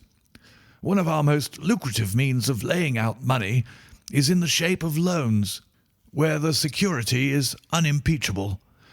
We have done a good deal in this direction during the last few years, and there are many noble families to whom we have advanced large sums upon the security of their pictures, libraries, or plate. Yesterday morning I was seated in my office at the bank when a card was brought in to me by one of the clerks. I started when I saw the name, for it was that of none other than— well, perhaps even to you I had better say no more than that it was a name which is a household word all over the earth, one of the highest, noblest, most exalted names in England. I was overwhelmed by the honour and attempted, when he entered, to say so, but he plunged at once into business with the air of a man who wishes to hurry quickly through a disagreeable task. "Mr. Holder," said he, "I have been informed that you are in the habit of advancing money." "The firm does so when the security is good," I answered. "It is absolutely essential to me," said he, "that I should have £50,000 at once. I could, of course, borrow so trifling a sum 10 times over from my friends, but I much prefer to make it a matter of business and to carry out that business myself. In my position you can readily understand that it is unwise to place oneself under obligations." "For how long, may I ask, do you want this sum?" I asked.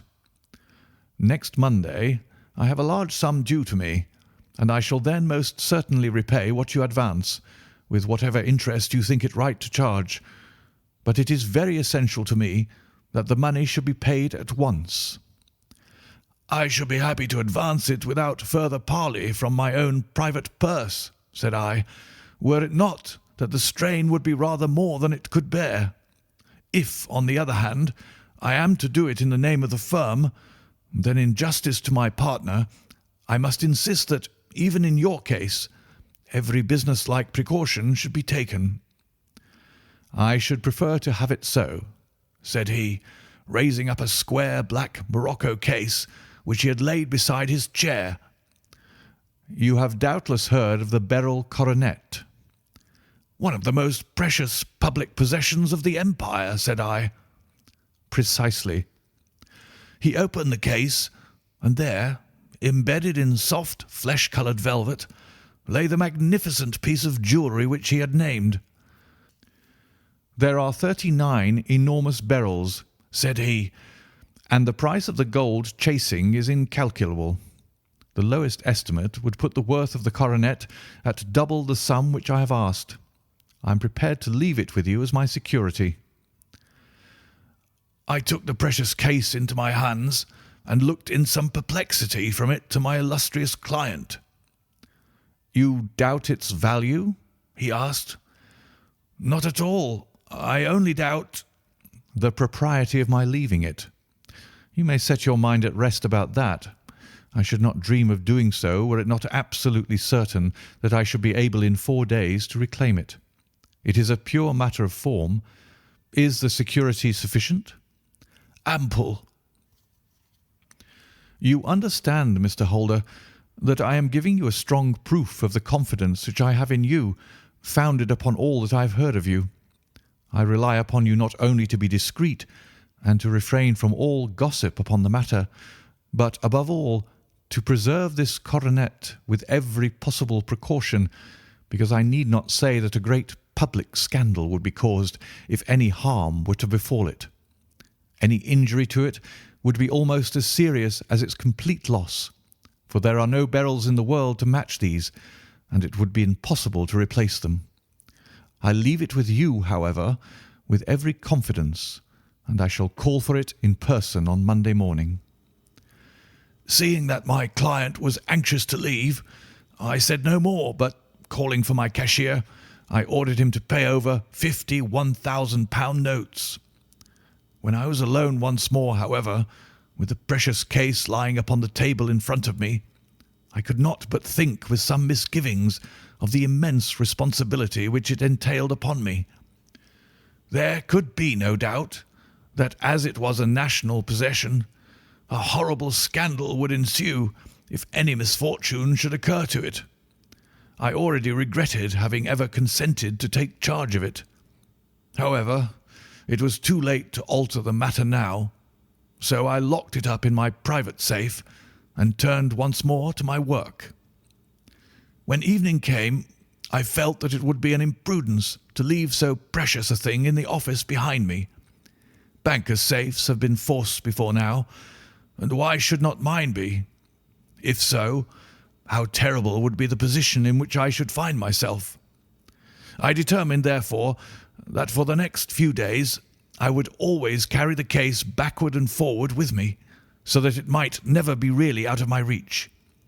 With this intention, I called a cab and drove out to my house at Streatham, carrying the jewel with me. I did not breathe freely until I had taken it upstairs and locked it in the bureau of my dressing-room. And now a word as to my household, Mr. Holmes, for I wish you to thoroughly understand the situation. My groom and my page sleep out of the house and may be set aside altogether. I have 3 maidservants who have been with me a number of years and whose absolute reliability is quite above suspicion. Another, Lucy Parr, the second waiting maid, has only been in my service a few months.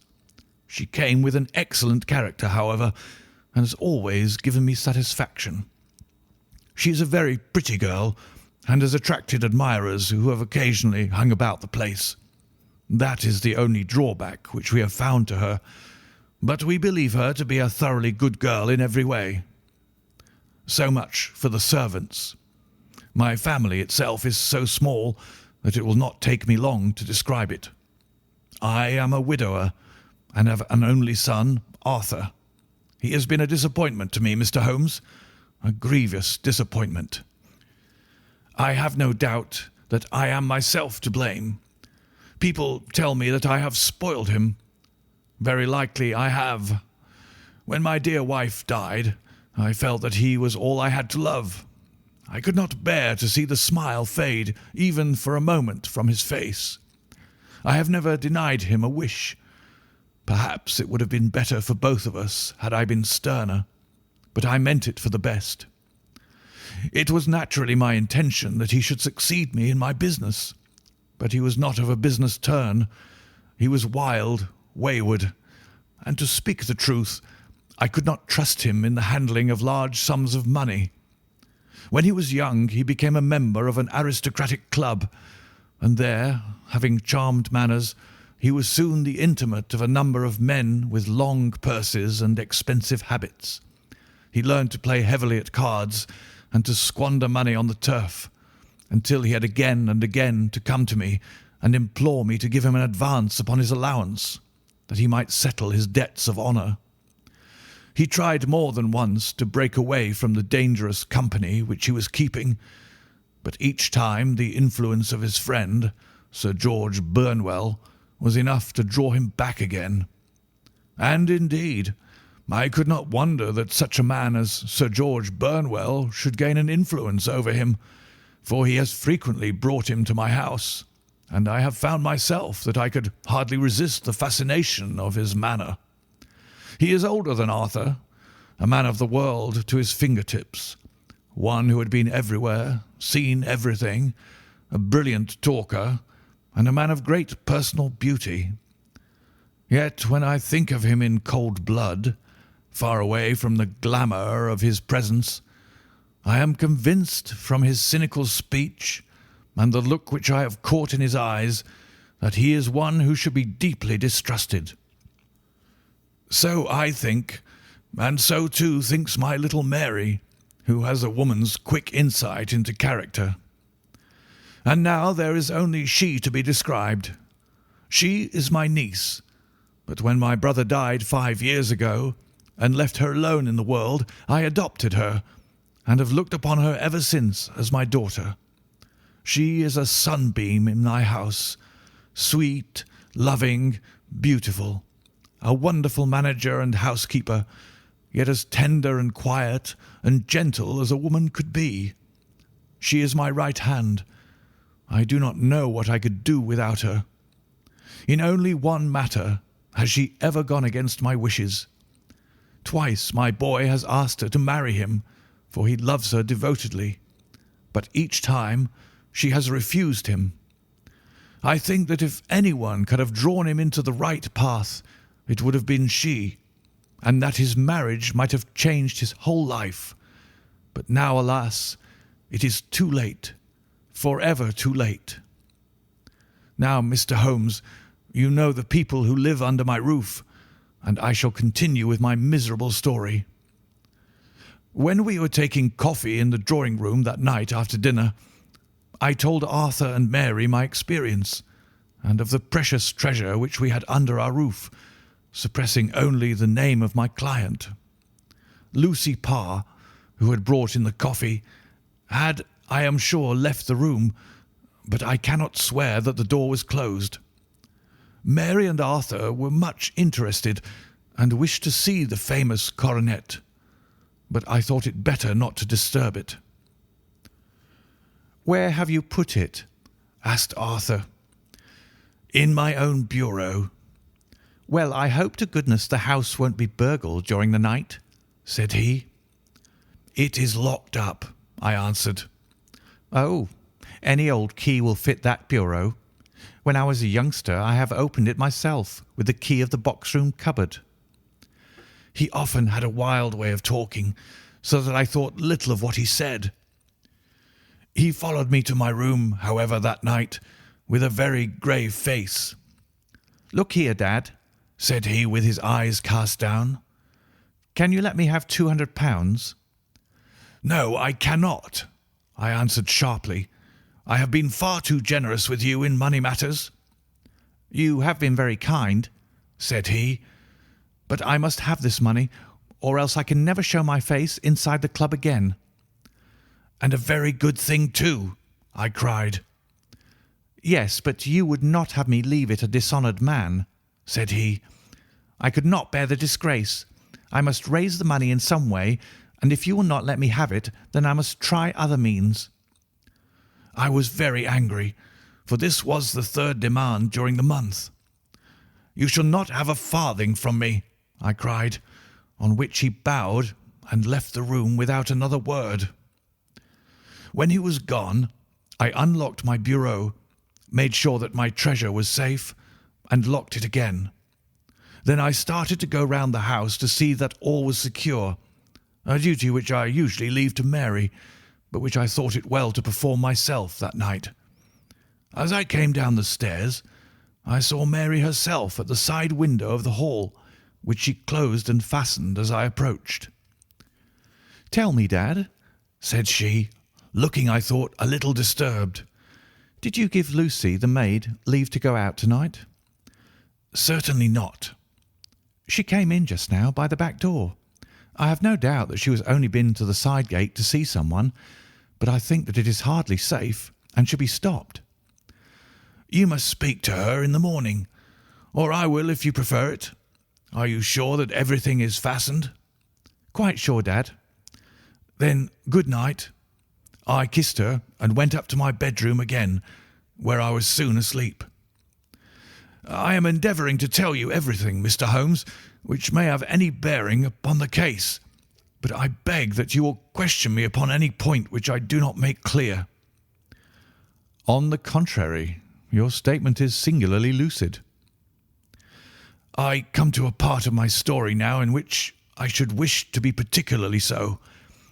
I am not a very heavy sleeper, and the anxiety in my mind tended, no doubt, to make me even less so than usual. About 2 in the morning, then, I was awakened by some sound in the house. It had ceased ere I was wide awake, but it had left an impression behind it as though a window had gently closed somewhere. I lay listening with all my ears. Suddenly, to my horror, there was a distinct sound of footsteps moving softly in the next room. I slipped out of bed, all palpitating with fear, and peeped round the corner of my dressing-room door. "Arthur!" I screamed. "You villain! You thief! How dare you touch that coronet?" The gas was half up as I had left it, and my unhappy boy, dressed only in his shirt and trousers, was standing beside the light, holding the coronet in his hands. He appeared to be wrenching at it or bending it with all his strength. At my cry he dropped it from his grasp and turned as pale as death. I snatched it up and examined it. One of the gold corners, with 3 of the beryls in it, was missing. "You blackguard!" I shouted, beside myself with rage. "You have destroyed it! You have dishonoured me forever! Where are the jewels which you have stolen?" "Stolen?" he cried. "Yes, thief!" I roared, shaking him by the shoulder. "There are none missing. There cannot be any missing," said he. "There are 3 missing, and you know where they are. Must I call you a liar as well as a thief? Did I not see you trying to tear off another piece?" "You have called me names enough," said he. "I will not stand it any longer. I shall not say another word about the business, since you have chosen to insult me. I will leave your house in the morning and make my own way in the world." "You shall leave it in the hands of the police," I cried, half mad with grief and rage. "I shall have this matter probed to the bottom." "You shall learn nothing from me," said he with a passion such as I should not have thought it was in his nature. "If you choose to call the police, let the police find what they can." By this time the whole house was astir, for I had raised my voice in my anger. Mary was the first to rush into my room, and at the sight of the coronet and of Arthur's face, she read the whole story and, with a scream, fell down senseless on the ground. I sent the housemaid for the police, and put the investigation into their hands at once. When the inspector and the constable entered the house, Arthur, who had stood sullenly with his arms folded, asked me whether it was my intention to charge him with theft. I answered that it had ceased to be a private matter, but had become a public one, since the ruined coronet was national property. I was determined that the law should have its way in everything. "At least," said he, "you will not have me arrested at once.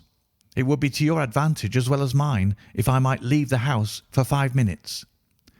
"That you might get away, or perhaps that you may conceal what you have stolen?" said I, and then, realizing the dreadful position in which I was placed, I implored him to remember that not only my honour, but that of one who was far greater than I was at stake, and that he threatened to raise a scandal which would convulse the nation.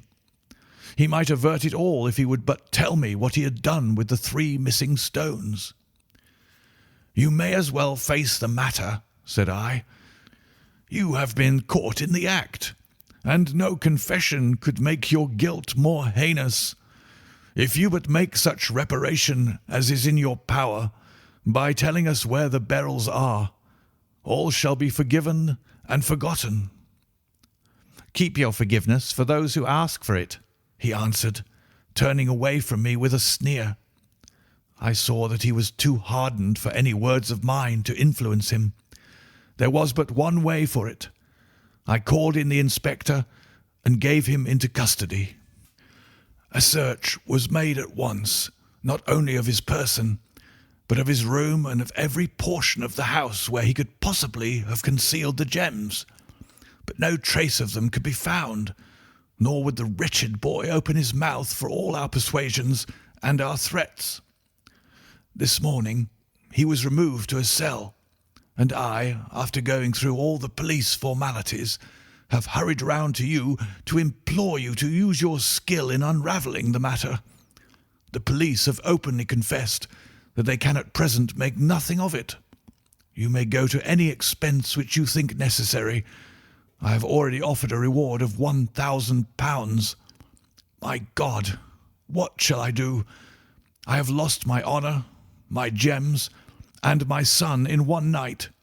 Oh, what shall I do? He put a hand on either side of his head and rocked himself to and fro, droning to himself like a child whose grief has got beyond words. Sherlock Holmes sat silent for some few minutes, with his brows knitted and his eyes fixed upon the fire. "Do you receive much company?" he asked. "None, save my partner with his family and an occasional friend of Arthur's. Sir George Burnwell has been several times lately. No one else, I think."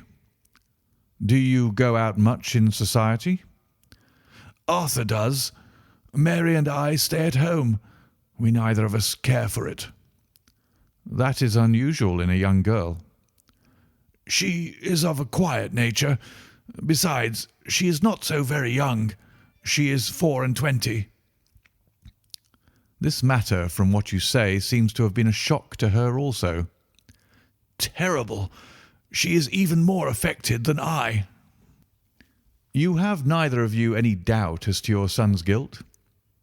"How can we have when I saw him with my own eyes, with the coronet in his hands?" "I hardly consider that a conclusive proof. Was the remainder of the coronet at all injured?" "Yes, it was twisted." "Do you not think, then, that he might have been trying to straighten it?" "God bless you. You are doing what you can for him and for me, but it is too heavy a task. What was he doing there at all?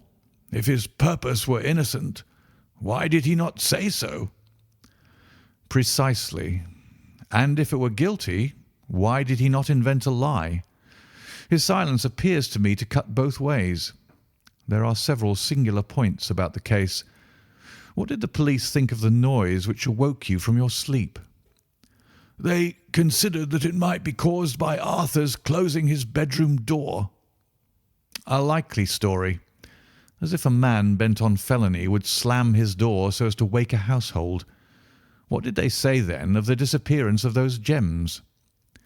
"They are still sounding the planking and probing the furniture in the hope of finding them."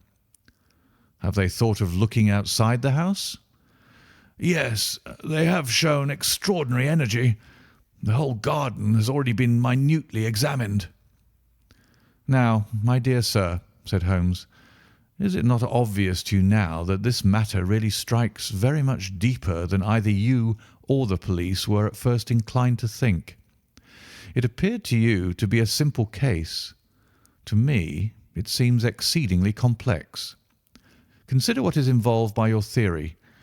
You suppose that your son came down from his bed, went at great risk to your dressing-room, opened your bureau, took out your coronet, broke off by main force a small portion of it, went off to some other place, concealed 3 gems out of the 39 with such skill that nobody can find them, and then returned with the other 36 into the room in which he exposed himself to the greatest danger of being discovered. I ask you now, is such a theory tenable?" "But what other is there?" cried the banker with a gesture of despair. "If his motives were innocent, why does he not explain them?" "It is our task to find that out," replied Holmes. "So now, if you please, Mr. Holder, we will set off for Streatham together, and devote an hour to glancing a little more closely into details." My friend insisted upon my accompanying them in their expedition, which I was eager enough to do, for my curiosity and sympathy were deeply stirred by the story to which we had listened. I confess that the guilt of the banker's son appeared to me to be as obvious as it did to his unhappy father, but still I had such faith in Holmes's judgment that I felt that there must be some grounds for hope as long as he was dissatisfied with the accepted explanation. He hardly spoke a word the whole way out to the southern suburb, but sat with his chin upon his breast and his hat drawn over his eyes, sunk in the deepest thought. Our client appeared to have taken fresh heart at the little glimpse of hope which had been presented to him, and he even broke into a desultory chat with me over his business affairs. A short railway journey and a shorter walk brought us to Fairbank, the modest residence of the great financier. Fairbank was a good-sized square house of white stone, standing back a little from the road. A double carriage sweep with a snow-clad lawn stretched down in front to 2 large iron gates which closed the entrance. On the right side was a small wooden thicket which led into a narrow path between 2 neat hedges stretching from the road to the kitchen door and forming the tradesman's entrance. On the left ran a lane which led to the stables and was not itself within the grounds at all, being a public, though little used, thoroughfare. Holmes left us standing at the door and walked slowly all round the house, across the front, down the tradesman's path, and so round by the garden behind into the stable lane. So long was he that Mr. Holder and I went into the dining room and waited by the fire until he should return. We were sitting there in silence when the door opened, and a young lady came in. She was rather above the middle height, slim, with dark hair and eyes, which seemed the darker against the absolute pallor of her skin. I do not think that I have ever seen such deadly paleness in a woman's face. Her lips, too, were bloodless, but her eyes were flushed with crying. As she swept silently into the room, she impressed me with a greater sense of grief than the banker had done in the morning, and it was the more striking in her as she was evidently a woman of strong character, with immense capacity for self-restraint. Disregarding my presence, she went straight to her uncle and passed her hand over his head with a sweet womanly caress. "You have given orders that Arthur should be liberated, have you not, Dad?" she asked. "No, no, my girl. The matter must be probed to the bottom." "But I am sure that he is innocent. You know what woman's instincts are. I know that he has done no harm, and that you will be sorry for having acted so harshly." "Why is he silent, then, if he is innocent?" "Who knows? Perhaps because he was so angry that you should suspect him." "How could I help suspecting him when I actually saw him with the coronet in his hand?" "Oh, but he had only picked it up to look at it. Oh, do take my word for it that he is innocent. Let the matter drop and say no more. It is so dreadful to think of our dear Arthur in prison." "I shall never let it drop until the gems are found. Never, Mary. Your affection for Arthur blinds you as to the awful consequences to me. Far from hushing the thing up, I have brought a gentleman down from London to inquire more deeply into it." "This gentleman?" she asked, facing round to me. "No, his friend. He wished us to leave him alone. He is round in the stable lane now." "The stable lane?" She raised her dark eyebrows. "What can he hope to find there? Ah, this, I suppose, is he. I trust, sir, that you will succeed in proving What I feel sure is the truth, that my cousin Arthur is innocent of this crime." "I fully share your opinion, and I trust with you that we may prove it," returned Holmes, going back to the mat to knock the snow from his shoes. "I believe I have the honour of addressing Miss Mary Holder. Might I ask you a question or two?" "Pray do, sir, if it may help to clear this horrible affair up." "You heard nothing yourself last night?" "Nothing, until my uncle here began to speak loudly. I heard that, and I came down." "You shut up the windows and doors the night before. Did you fasten all the windows?" "Yes." "Were they all fastened this morning?" "Yes." "You have a maid who has a sweetheart. I think that you remarked to your uncle last night that she had been out to see him." "Yes, and she was the girl who waited in the drawing-room and who may have heard uncle's remarks about the coronet." "I see. You infer that she may have gone out to tell her sweetheart, and that the two may have planned the robbery." "But what is the good of all these vague theories?" cried the banker impatiently, "when I have told you that I saw Arthur with the coronet in his hands." "Wait a little, Mr. Holder. We must come back to that. About this girl, Miss Holder. You saw her return by the kitchen door, I presume?" "Yes. When I went to see if the door was fastened for the night, I met her slipping in. I saw the man, too, in the gloom." "Do you know him?" "Oh, yes. He is the greengrocer who brings our vegetables round. His name is Francis Prosper." "He stood," said Holmes, "to the left of the door. That is to say, farther up the path than is necessary to reach the door." "Yes, he did." "And he is a man with a wooden leg." Something like fear sprang up in the young lady's expressive black eyes. "Why, you are like a magician," said she. "How do you know that?" She smiled, but there was no answering smile in Holmes' thin, eager face. "I shall be very glad now to go upstairs," said he. "I shall probably wish to go over the outside of the house again. Perhaps I had better take a look at the lower windows before I go up." He walked swiftly round from one to the other, pausing only at the large one which looked from the hall onto the stable lane. This he opened and made a very careful examination of the sill with his powerful magnifying lens. "Now we shall go upstairs," said he at last. The banker's dressing-room was a plainly furnished little chamber with a grey carpet, a large bureau, and a long mirror. Holmes went to the bureau first and looked hard at the lock. "Which key was used to open it?" he asked. "That which my son himself indicated, that of the cupboard of the lumber room." "Have you it here?" "That is it on the dressing table." Sherlock Holmes took it up and opened the bureau.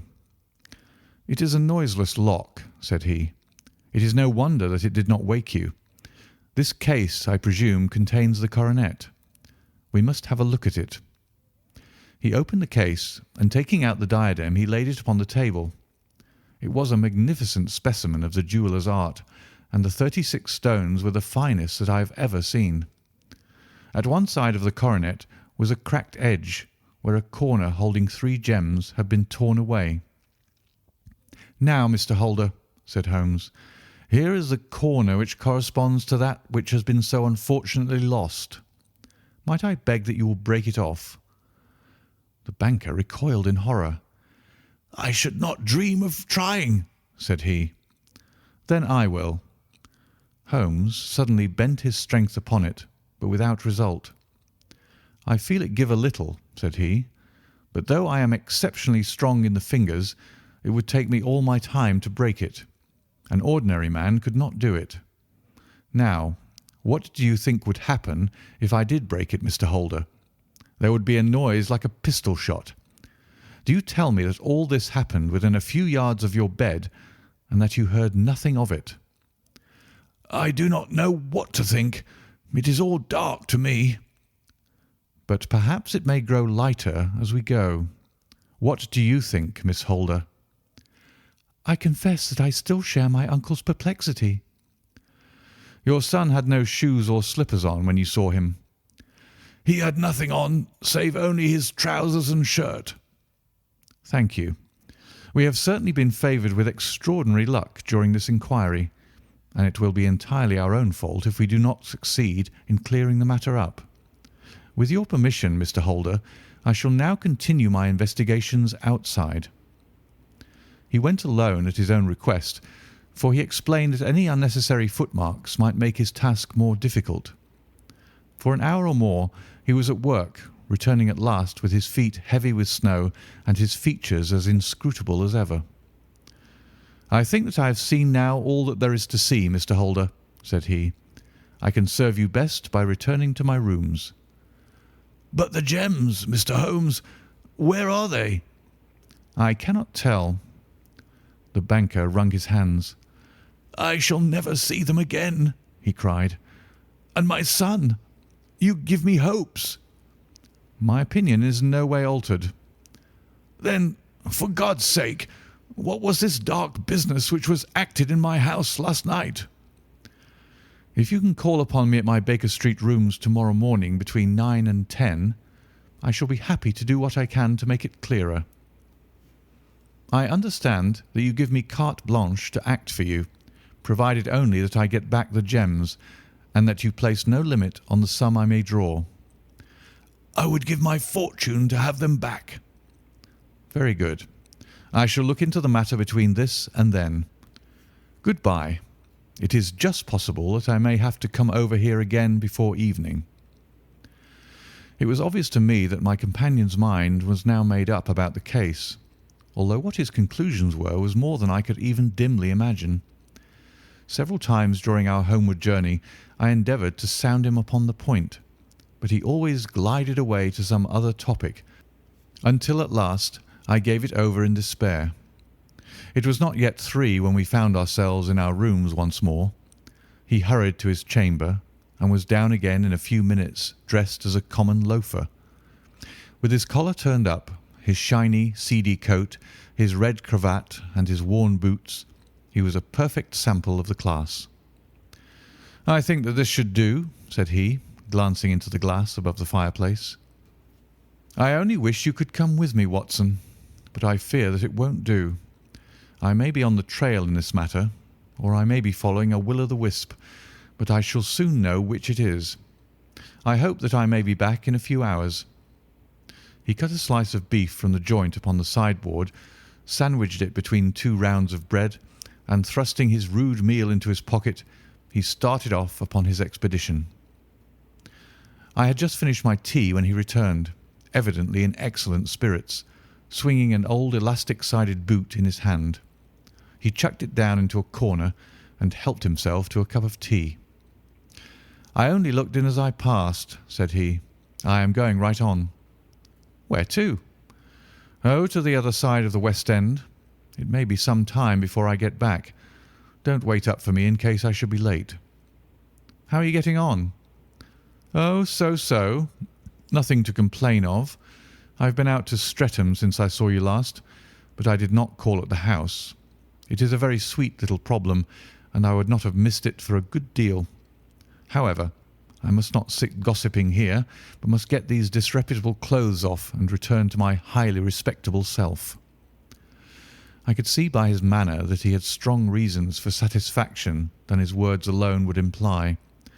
His eyes twinkled, and there was even a touch of colour upon his sallow cheeks. He hastened upstairs, and a few minutes later I heard the slam of the hall door, which told me that he was off once more upon his congenial hunt. I waited until midnight, but there was no sign of his return, so I retired to my room. It was no uncommon thing for him to be away for days and nights on end when he was hot upon a scent, so that his lateness caused me no surprise. I do not know at what hour he came in, but when I came down to breakfast in the morning, there he was with a cup of coffee in one hand and the paper in the other, as fresh and trim as possible. "You will excuse my beginning without you, Watson," said he, "but you remember that our client has rather an early appointment this morning." "Why, it is after 9 now," I answered. "I should not be surprised if that were he. I thought I heard a ring." It was indeed our friend the financier. I was shocked by the change which had come over him, for his face, which was naturally of a broad and massive mould, was now pinched and fallen in, while his hair seemed to me at least a shade whiter. He entered with a weariness and lethargy which was even more painful than his violence of the morning before, and he dropped heavily into the armchair which I pushed forward for him. "I do not know what I have done to be so severely tried," said he. "Only 2 days ago I was a happy and prosperous man, without a care in the world. Now I am left to a lonely and dishonoured age. One sorrow comes close upon the heels of another. My niece Mary has deserted me." "Deserted you?" "Yes. Her bed this morning had not been slept in. Her room was empty, and a note for me lay upon the hall table. I had said to her last night, in sorrow and not in anger, that if she had married my boy, all might have been well with him. Perhaps it was thoughtless of me to say so. It is to that remark that she refers in this note. My dearest uncle, I feel that I have brought trouble upon you, and that if I had acted differently this terrible misfortune might never have occurred. I cannot, with this thought in my mind, ever again be happy under your roof, and I feel that I must leave you forever. Do not worry about my future, for that is provided for, and above all, do not search for me, for it will be fruitless labour, and an ill service to me. In life or in death, I am ever your loving Mary." "What could she mean by that note, Mr. Holmes? Do you think it points to suicide?" No, nothing of the kind. It is perhaps the best possible solution. I trust, Mr. Holder, that you are nearing the end of your troubles." "Ha! You say so. You have heard something, Mr. Holmes? You have learned something?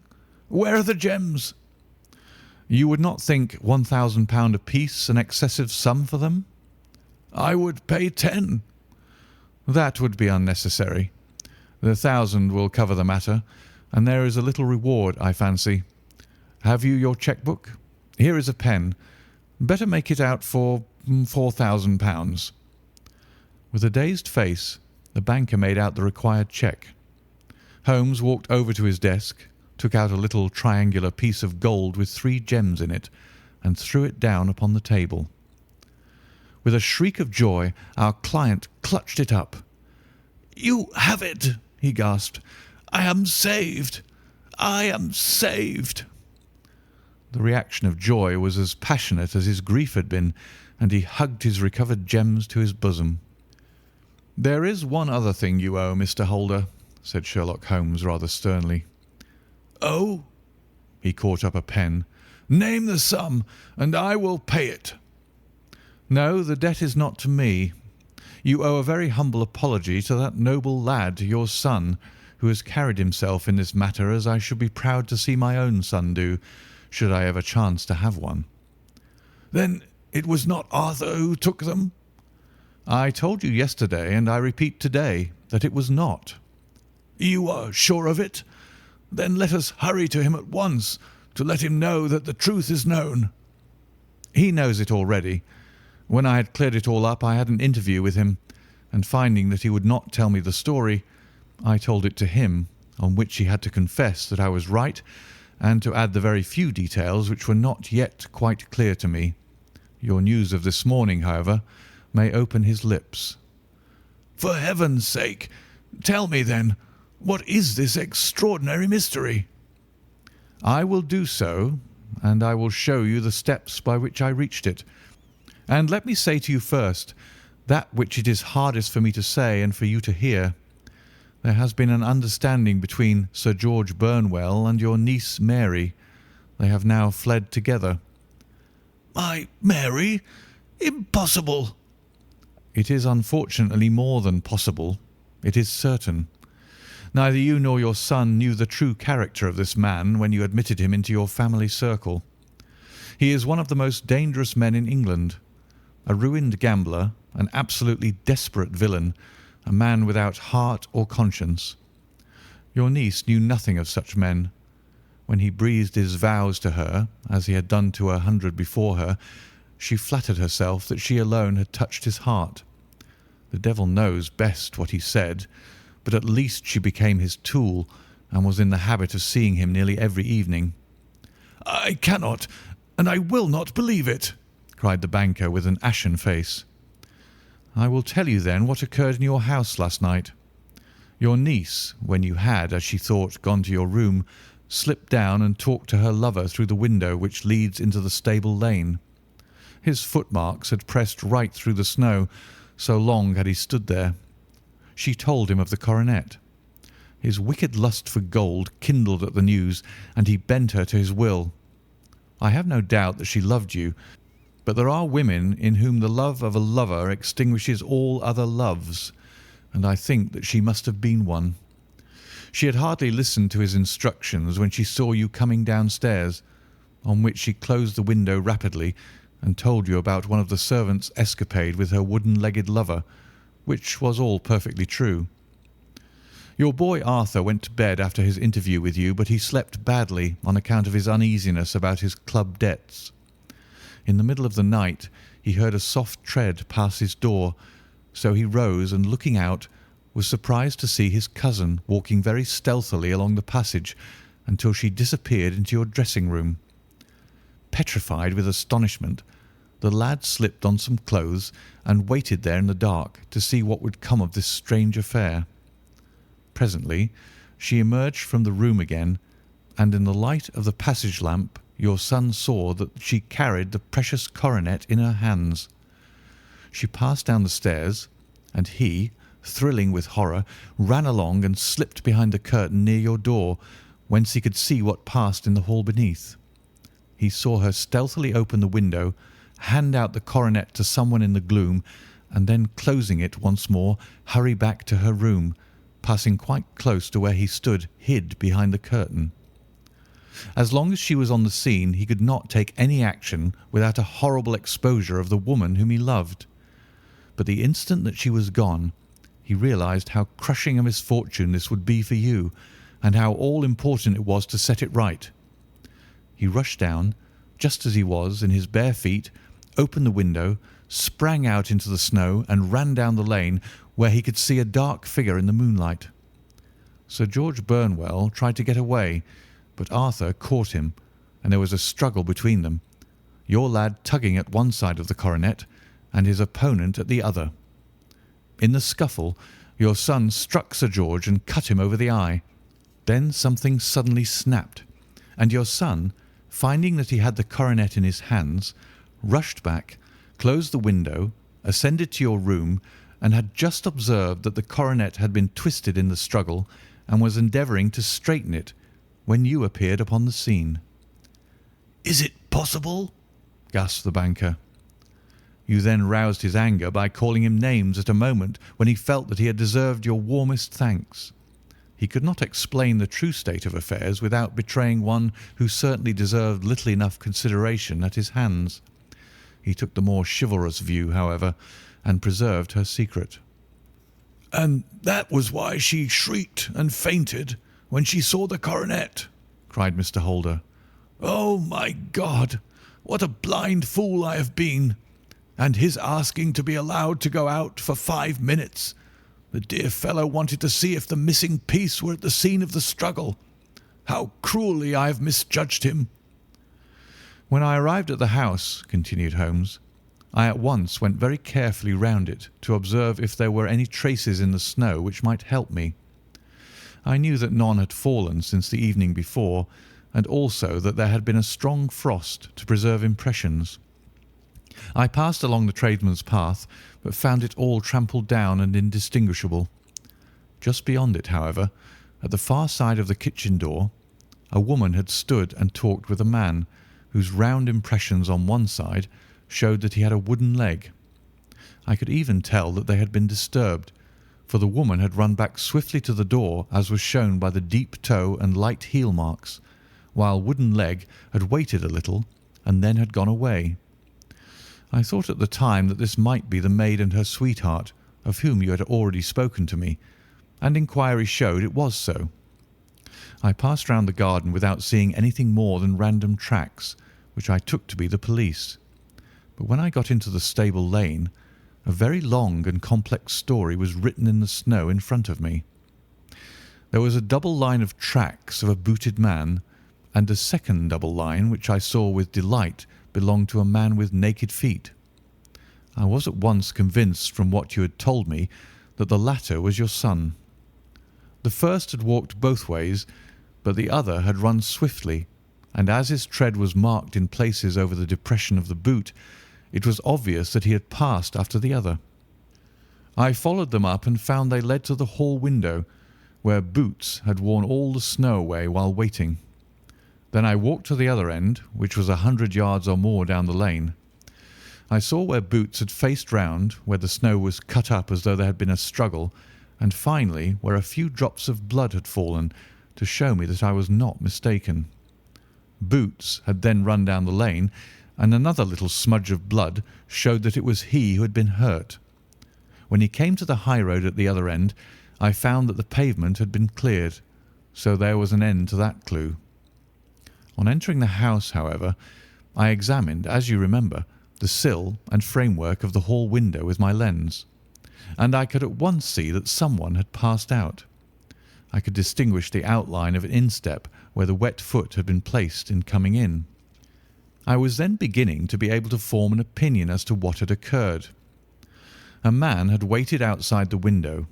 Someone had brought the gems. The deed had been overseen by your son.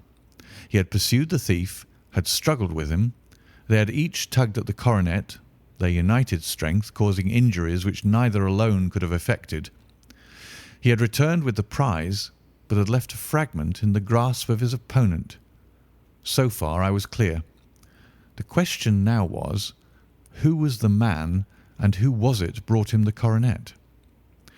It is an old maxim of mine that when you have excluded the impossible, whatever remains, however improbable, must be the truth.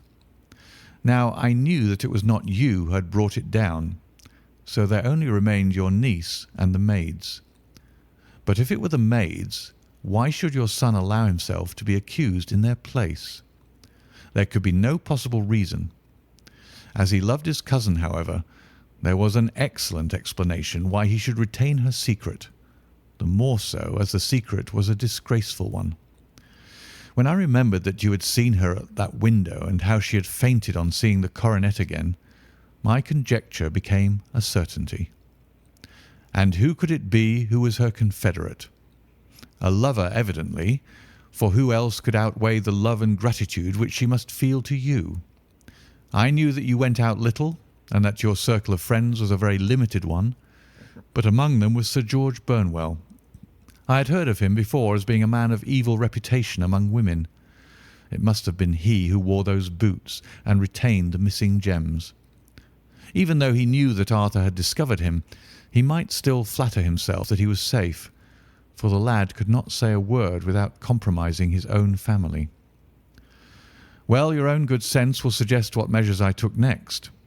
I went in the shape of a loafer to Sir George's house, managed to pick up an acquaintance with his valet, learned that his master had cut his head the night before, and finally, at the expense of 6 shillings, made all sure by buying a pair of his cast-off shoes. With these I journeyed down to Streatham and saw that they exactly fitted the tracks.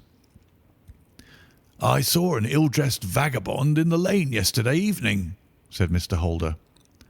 Precisely. It was I. I found that I had my man, so I came home and changed my clothes. It was a delicate part which I had to play then, for I saw that a prosecution must be avoided to avert scandal, and I knew that so astute a villain would see that our hands were tied in the matter.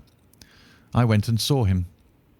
At first, of course, he denied everything, but when I gave him every particular that had occurred, he tried to bluster and took down a life-preserver from the wall. I knew my man, however, and I clapped a pistol to his head before he could strike. Then he became a little more reasonable. I told him that we would give him a price for the stones he held, £1,000 apiece. That brought out the first signs of grief that he had shown. "Why, dash it all," said he, "I've let them go at 600 for the 3. I soon managed to get the address of the receiver who had them, on promising him that there would be no prosecution. Off I set to him, and after much chaffering, I got our stones at £1,000 apiece. Then I looked in upon your son, told him that all was right, and eventually got to my bed about 2 o'clock, after what I may recall a really hard day's work. "A day which has saved England from a great public scandal," said the banker, rising. "Sir, I cannot find words to thank you, but you shall not find me ungrateful for what you have done. Your skill has indeed exceeded all that I have heard of it, and now I must fly to my dear boy to apologize to him for the wrong which I have done him. As to what you tell me of poor Mary, it goes to my very heart. Not even your skill can inform me where she is now." "I think that we may safely say," returned Holmes, "that she is wherever Sir George Burnwell is. It is equally certain, too, that whatever her sins are, they will soon receive a more than sufficient punishment." End of The Adventure of the Beryl Coronet. Story number 12. The Adventure of the Copper Beeches.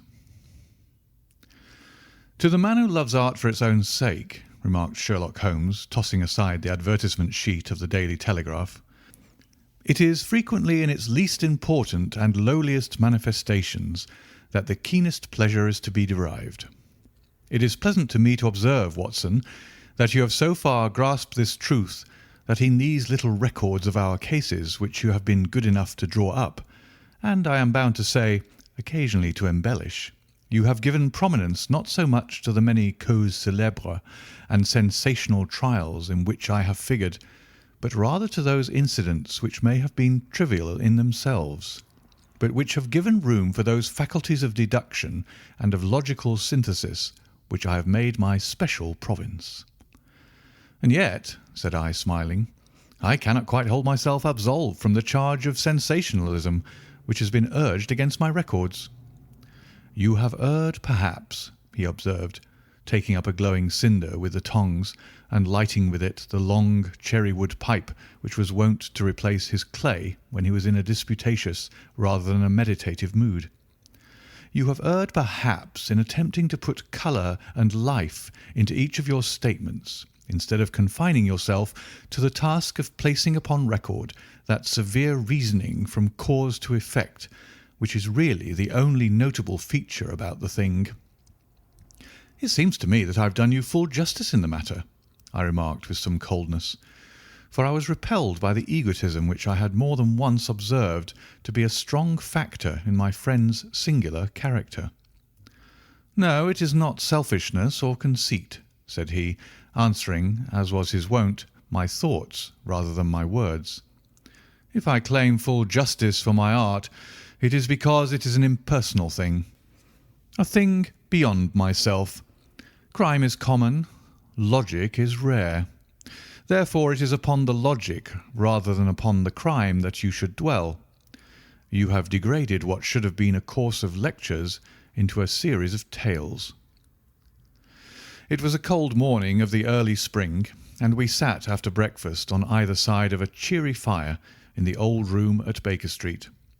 A thick fog rolled down between the lines of dun-coloured houses, and the opposing windows loomed like dark, shapeless blurs through the heavy yellow wreaths. Our gas was lit and shone on the white cloth and glimmer of china and metal, for the table had not been cleared yet. Sherlock Holmes had been silent all the morning, dipping continuously into the advertisement columns of a succession of papers, until at last, having apparently given up his search, he had emerged in no very sweet temper to lecture me upon my literary shortcomings. "At the same time," he remarked after a pause, during which he had sat puffing at his long pipe and gazing down into the fire, "you can hardly be open to a charge of sensationalism, for out of these cases which you have been so kind as to interest yourself in, a fair proportion do not treat of crime in its legal sense at all. The small matter in which I endeavoured to help the King of Bohemia, the singular experience of Miss Mary Sutherland, the problem connected with the man with the twisted lip, and the incident of the noble bachelor were all matters which are outside the pale of the law. But in avoiding the sensational, I fear that you may have bordered on the trivial." "The end may have been so," I answered, "but the methods I hold to have been novel and of interest."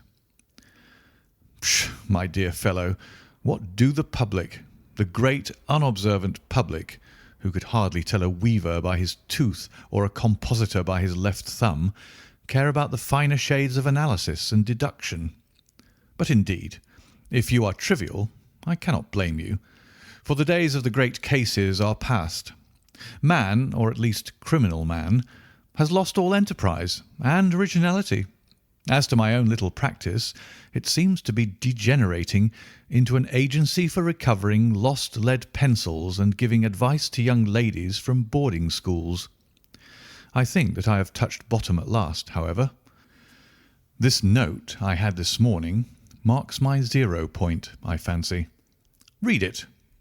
He tossed a crumpled letter across to me. It was dated from Montague Place upon the preceding evening, and ran thus: "Dear Mr. Holmes, I am very anxious to consult you as to whether I should or should not accept a situation which has been offered to me as governess. I shall call at 10:30 tomorrow, if I do not inconvenience you. Yours faithfully, Violet Hunter." "Do you know the young lady?" I asked. "Not I." "It is 10:30 now." "Yes, and I have no doubt that is her ring." "It may turn out to be of more interest than you think. You remember that the affair of the blue carbuncle, which appeared to be a mere whim at first, developed into a serious investigation. It may be so in this case also." "Well, let's hope so, but our doubts will very soon be solved, for here, unless I am much mistaken, is the person in question." As he spoke, the door opened, and a young lady entered the room. She was plainly but neatly dressed, with a bright, quick face, freckled like a plover's egg, and with the brisk manner of a woman who has had her own way to make in the world. "You will excuse me for troubling you, I am sure," said she, as my companion rose to greet her. "But I have had a very strange experience, and as I have no parents or relations of any sort from whom I could ask advice, I thought that perhaps you would be kind enough to tell me what I should do."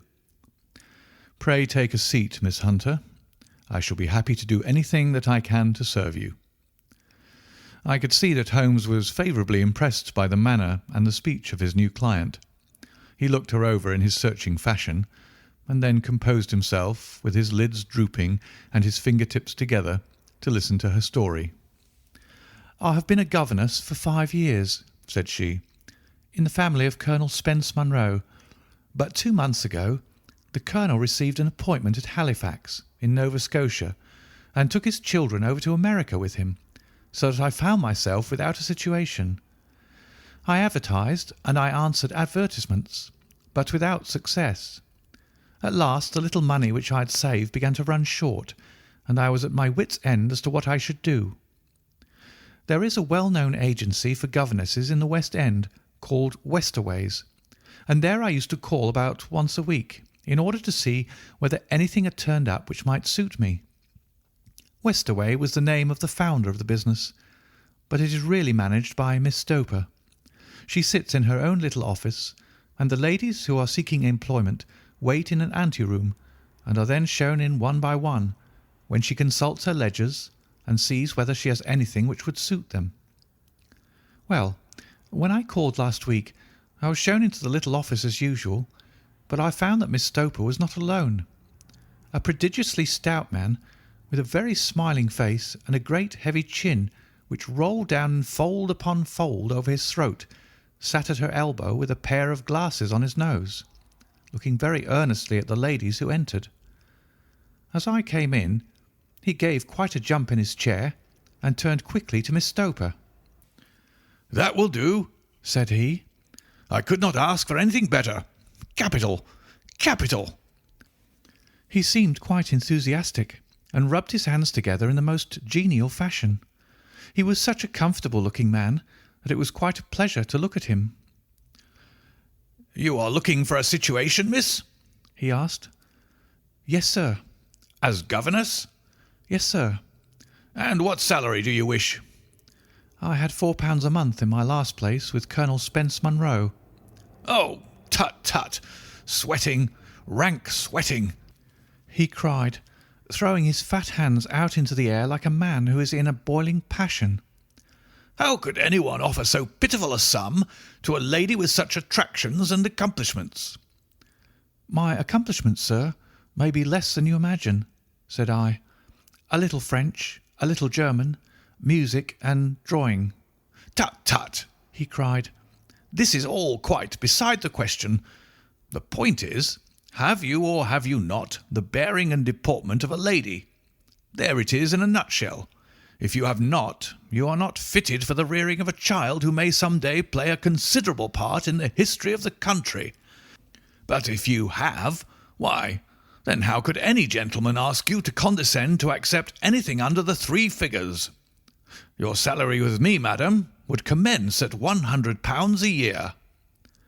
You may imagine, Mr. Holmes, that to me, destitute as I was, such an offer seemed almost too good to be true.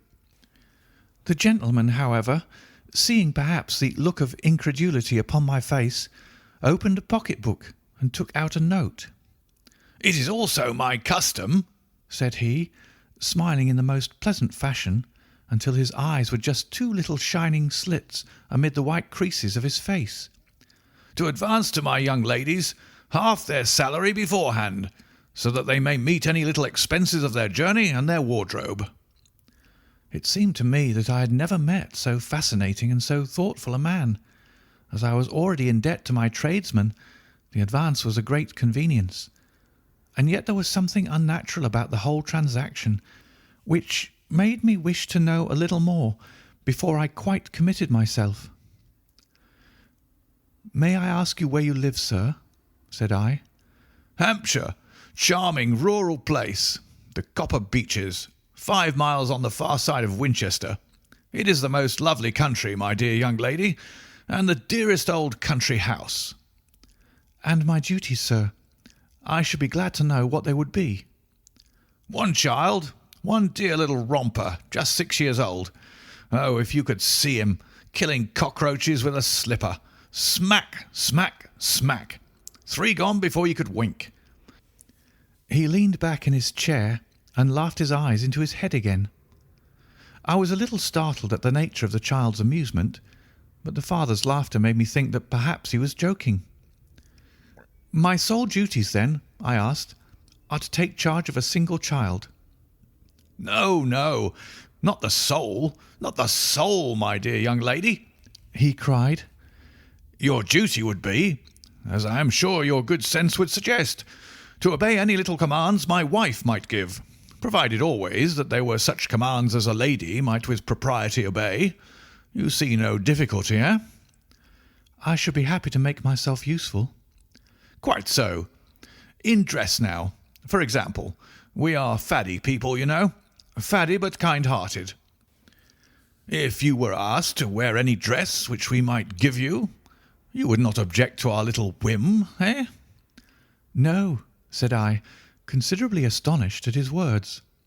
"Or to sit here or sit there, that would not be offensive to you?" "Oh, no." "Or to cut your hair quite short before you come to us?" I could hardly believe my ears. As you may observe, Mr. Holmes, my hair is somewhat luxuriant, and of a rather peculiar tint of chestnut. It has been considered artistic. I could not dream of sacrificing it in this off-hand fashion. "I am afraid that this is quite impossible," said I. He had been watching me eagerly out of his small eyes, and I could see a shadow pass over his face as I spoke. "I am afraid that it is quite essential," said he. "It is a little fancy of my wife's, and ladies' fancies, you know, madam. Ladies' fancies must be consulted. And so you won't cut your hair?" "No, sir, I really could not," I answered firmly. "Oh, well, very well then. That quite settles the matter. It is a pity, because in other respects you would really have done very nicely.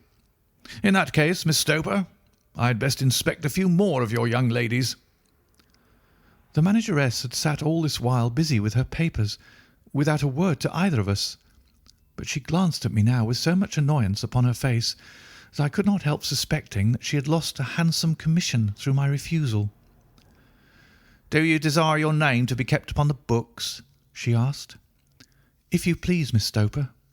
"Well, really, it seems rather useless, since you refuse the most excellent offers in this fashion," said she sharply. "You can hardly expect us to exert ourselves to find another such opening for you.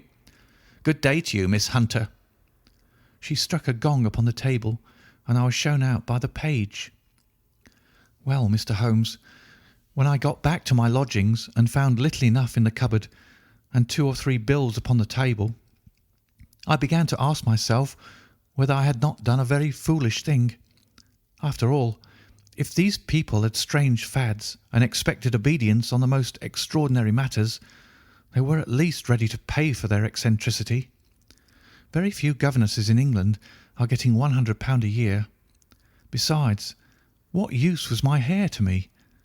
Many people are improved by wearing it short, and perhaps I should be among the number. Next day I was inclined to think that I had made a mistake, and by the day after I was sure of it. I had almost overcome my pride so far as to go back to the agency and inquire whether the place was still open, when I received this letter from the gentleman himself. I have it here, and I will read it to you. The Copper Beeches, near Winchester. Dear Miss Hunter, Miss Stoper has very kindly given me your address, and I write from here to ask you whether you have reconsidered your decision. My wife is very anxious that you should come, for she has been much attracted by my description of you.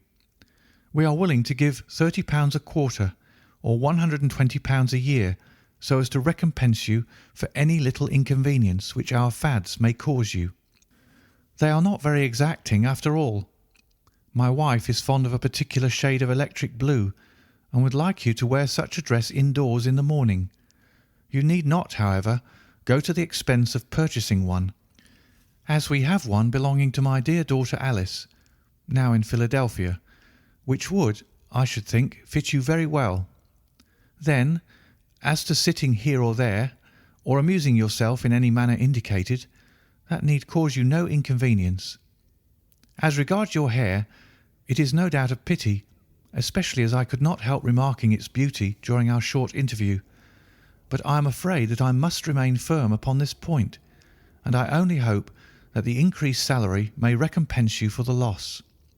Your duties, as far as the child is concerned, are very light. Now do try to come, and I shall meet you with the dog-cart at Winchester. Let me know your train. Yours faithfully, Jeffro Rucastle. That is the letter which I have just received, Mr. Holmes, and my mind is made up that I will accept it. I thought, however, that before taking the final step, I should like to submit the whole matter to your consideration. "Well, Miss Hunter, if your mind is made up, that settles the question," said Holmes, smiling. "But you would not advise me to refuse?" "I confess that it is not the situation which I should like to see a sister of mine apply for." "What is the meaning of it all, Mr. Holmes?" "Ah, I have no data. I cannot tell. Perhaps you have yourself formed some opinion." "Well, there seems to me to be only one possible solution.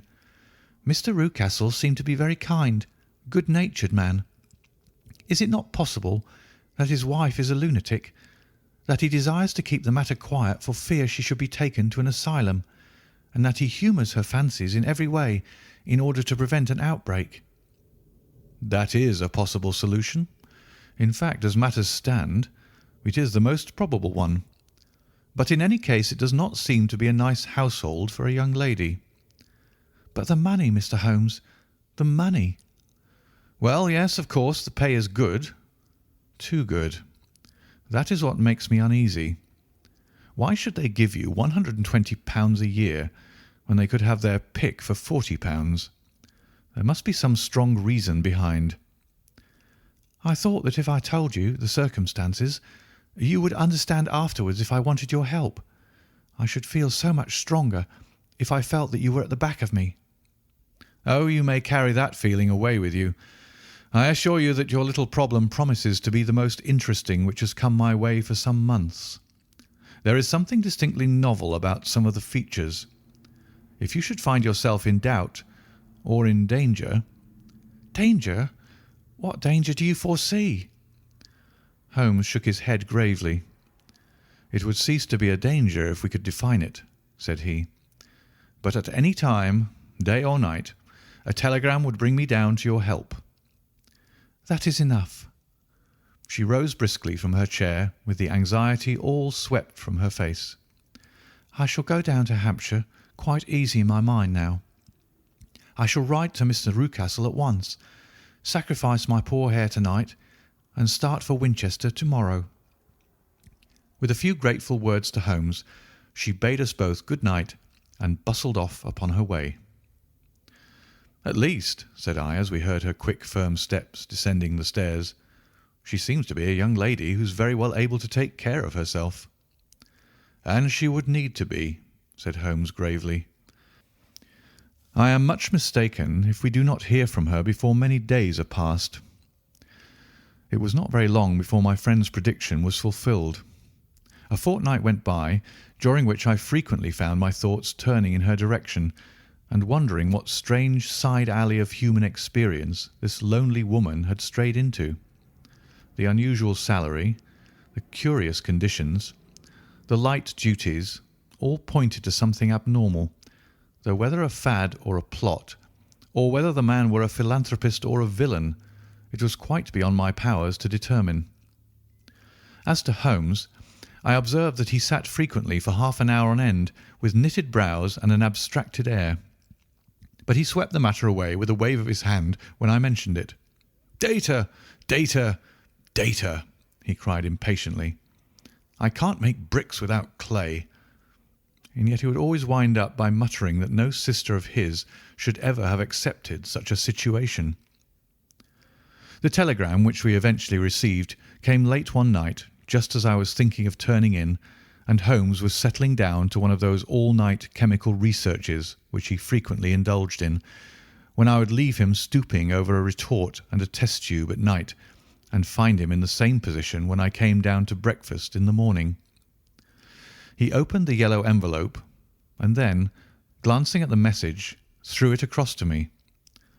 "Just look up the trains in Bradshaw," said he, and turned back to his chemical studies. The summons was a brief and urgent one. "Please be at the Black Swan Hotel at Winchester at midday tomorrow," it said. "Do come. I am at my wit's end. Hunter." "Will you come up with me?" asked Holmes, glancing up. "I should wish to." "Just look it up, then." "There's a train at 9:30, said I, glancing over my Bradshaw. "It is due at Winchester at 11:30. "That will do very nicely. Then perhaps I had better postpone my analysis of the acetones, as we may need to be at our best in the morning." By 11 o'clock the next day we were well upon our way to the old English capital. Holmes had been buried in the morning papers all the way down, but after we had passed the Hampshire border he threw them down and began to admire the scenery. It was an ideal spring day, a light blue sky, flecked with little fleecy white clouds drifting across from west to east. The sun was shining very brightly, and yet there was an exhilarating nip in the air which set an edge to a man's energy. All over the countryside, away to the rolling hills around Aldershot, the little red and grey roofs of the farmsteadings peeped out from amid the light green of the new foliage. "Are they not fresh and beautiful?" I cried with all the enthusiasm of a man fresh from the fogs of Baker Street. But Holmes shook his head gravely. "Do you know, Watson," said he, "that it is one of the curses of a mind with a turn like mine that I must look at everything with reference to my own special subject. You look at these scattered houses, and you are impressed by their beauty. I look at them, and the only thought which comes to me is a feeling of their isolation and of the impunity with which crime may be committed there." "Good heavens!" I cried. "Who would associate crime with these dear old homesteads?" "They always fill me with a certain horror. It is my belief, Watson, founded upon my experience, that the lowest and vilest alleys in London do not present a more dreadful record of sin than does the smiling and beautiful countryside. You horrify me. But the reason is very obvious. The pressure of public opinion can do in the town what the law cannot accomplish. There is no lane so vile that the scream of a tortured child or the thud of a drunkard's blow does not beget sympathy and indignation among the neighbours, and then the whole machinery of justice is ever so close that a word of complaint can set it going, and there is but a step between the crime and the dock. But look at these lonely houses, each in its own fields, filled for the most part with poor ignorant folk who know little of the law. Think of the deeds of hellish cruelty, the hidden wickedness which may go on year in, year out in such places, and none the wiser.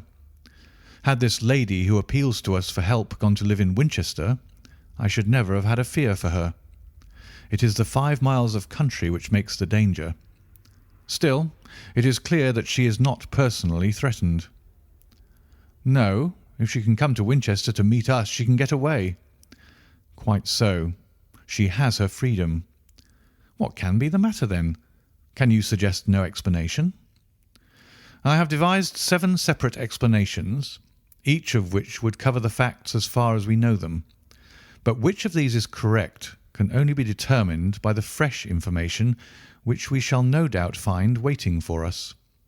Well, there is the tower of the cathedral, and we shall soon learn all that Miss Hunter has to tell. The Black Swan is an inn of repute in the High Street, at no distance from the station, and there we found the young lady waiting for us. She had engaged a sitting-room, and our lunch awaited us upon the table. "I am so delighted that you have come," she said earnestly. "It is so very kind of you both. But indeed, I do not know what I should do. Your advice will be altogether invaluable to me." "Pray tell us what has happened to you." "I will do so, and I must be quick, for I have promised Mr. Rucastle to be back before 3. I got his leave to come into town this morning, though he little knew for what purpose." "Let us have everything in its due order." Holmes thrust his long, thin legs out towards the fire and composed himself to listen. "In the first place, I may say that I have met, on the whole, with no actual ill treatment from Mr. and Mrs. Rucastle. It is only fair to them to say that, but I cannot understand them, and I am not easy in my mind about them." "What can you not understand?" "Their reasons for their conduct. But you shall have it all just as it occurred. When I came down, Mr. Rucastle met me here and drove me in his dog-cart to the Copper Beeches. It is, as he said, beautifully situated, but it is not beautiful in itself, for it is a large square block of a house, whitewashed, but all stained and streaked with damp and bad weather. There are grounds round it, woods on 3 sides, and on the 4th a field which slopes down to the Southampton High Road, which curves past about 100 yards from the front door. This ground in front belongs to the house, but the woods all round are part of Lord Southerton's preserves. A clump of copper beeches immediately in front of the hall door has given its name to the place. I was driven over by my employer, who was as amiable as ever, and was introduced by him that evening to his wife and the child. There was no truth, Mr. Holmes, in the conjecture which seemed to us to be probable in your rooms at Baker Street. Mrs. Rucastle is not mad. I found her to be a silent, pale-faced woman, much younger than her husband, not more than 30, I should think, while he can hardly be less than 45. From their conversation I have gathered that they have been married about 7 years, that he was a widower, and that his only child, by the first wife, was the daughter who has gone to Philadelphia. Mr. Rucastle told me in private that the reason why she had left them was that she had an unreasoning aversion to her stepmother. As the daughter could not have been less than 20, I can quite imagine that her position must have been uncomfortable with her father's young wife. Mrs. Rucastle seemed to me to be colourless in mind as well as in feature. She impressed me neither favourably nor the reverse. She was a nonentity. It was easy to see that she was passionately devoted both to her husband and to her little son. Her light grey eyes wandered continually from one to the other, noting every little want and forestalling it, if possible. He was kind to her also in his bluff, boisterous fashion, and on the whole they seemed to be a happy couple. And yet she had some secret sorrow, this woman. She would often be lost in deep thought, with the saddest look upon her face. More than once I have surprised her in tears. I have thought sometimes that it was the disposition of her child which weighed upon her mind, for I have never met so utterly spoiled and so ill-natured a little creature. He is small for his age, with a head which is quite disproportionately large. His whole life appears to be spent in an alternation between savage fits of passion and gloomy intervals of sulking. Giving pain to any creature weaker than himself seems to be his one idea of amusement, and he shows quite remarkable talent in planning the capture of mice, little birds and insects. But I would rather not talk about the creature, Mr. Holmes, and indeed he has little to do with my story." "I am glad of all details," remarked my friend, "whether they seem to you to be relevant or not." "I shall try not to miss anything of importance. The one unpleasant thing about the house, which struck me at once, was the appearance and conduct of the servants. There are only two, a man and his wife. Toller, for that is his name, is a rough, uncouth man with grizzled hair and whiskers, and a perpetual smell of drink. Twice, since I have been with them, he has been quite drunk, and yet Mr. Rucastle seemed to take no notice of it. His wife is very tall and a strong woman with a sour face, as silent as Mrs. Rucastle, and much less amiable. They are a most unpleasant couple, but fortunately I spend most of my time in the nursery and my own room, which are next to each other in one corner of the building.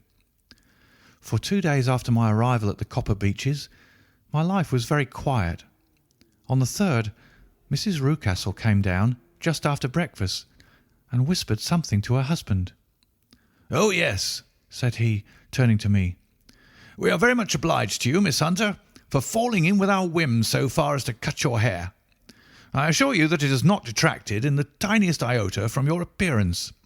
We shall now see how the electric blue dress will become you. You'll find it laid out upon the bed in your room, and if you would be so good as to put it on, we should both be extremely obliged." The dress which I found waiting for me was of a peculiar shade of blue. It was of excellent material, a sort of beige, but it bore unmistakable signs of having been worn before. It could not have been a better fit if I had been measured for it. Both Mr. and Mrs. Rucastle expressed a delight at the look of it, which seemed quite exaggerated in its vehemence.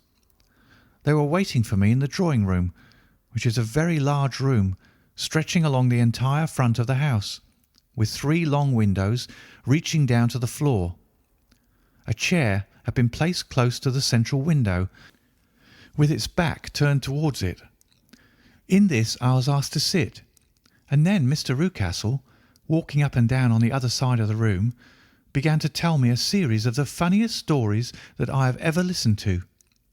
You cannot imagine how comical he was, and I laughed until I was quite weary. Mrs. Rucastle, however, who has evidently no sense of humour, never so much as smiled, but sat with her hands in her lap and a sad, anxious look upon her face.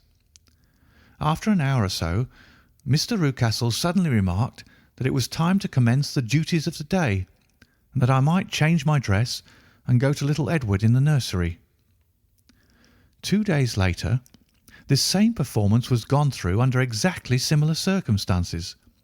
Again I changed my dress, again I sat in the window, and again I laughed very heartily at the funny stories of which my employer had an immense repertoire, and which he told inimitably.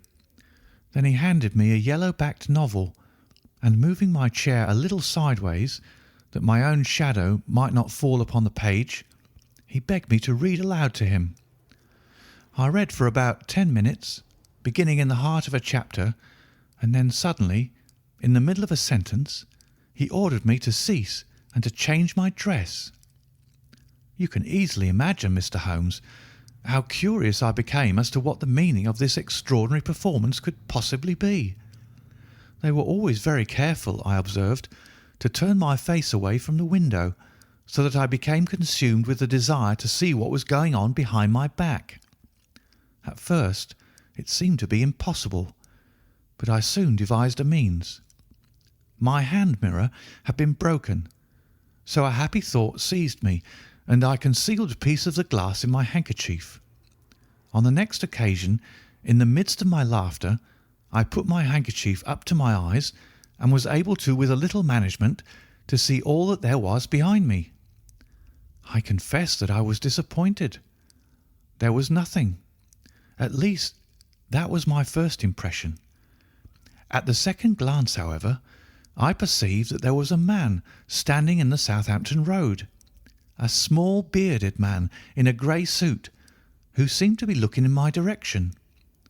The road is an important highway, and there are usually people there. This man, however, was leaning against the railings which bordered our field, and was looking earnestly up.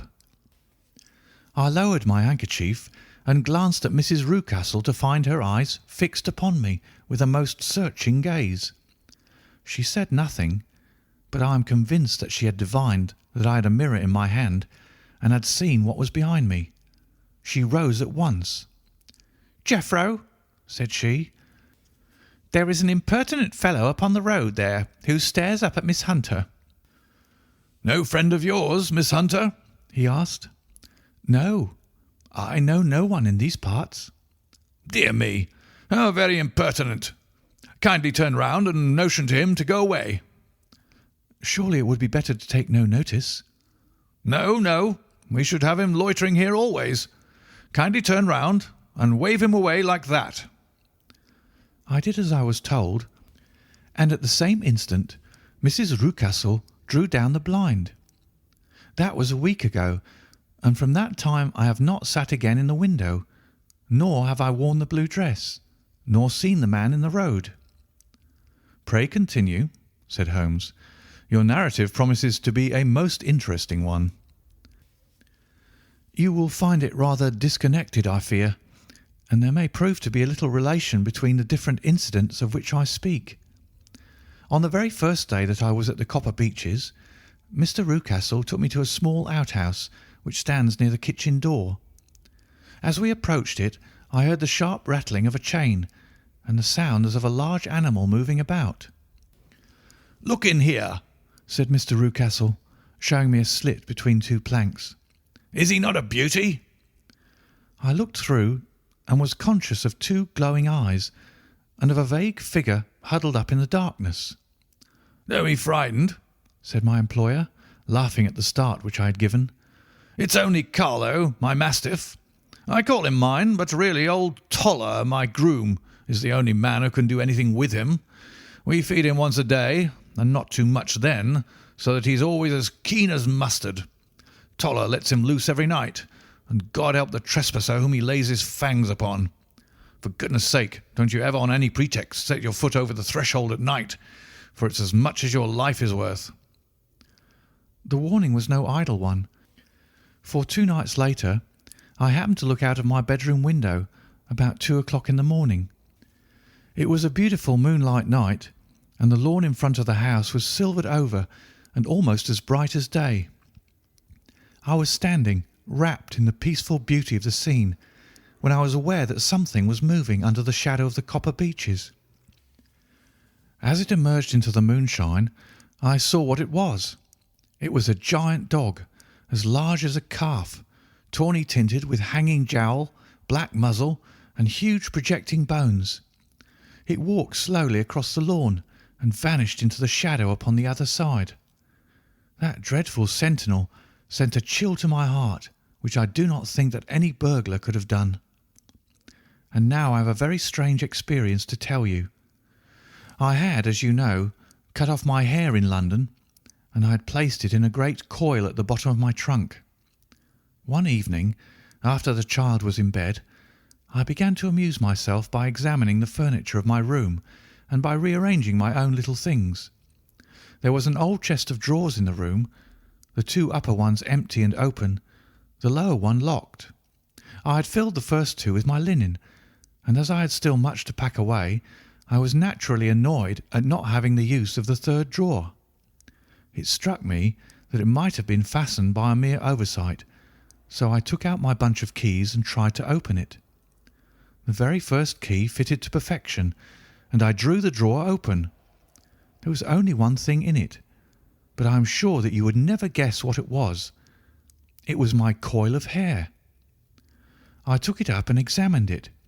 It was of the same peculiar tint and the same thickness. But then the impossibility of the thing obtruded itself upon me. How could my hair have been locked in the drawer?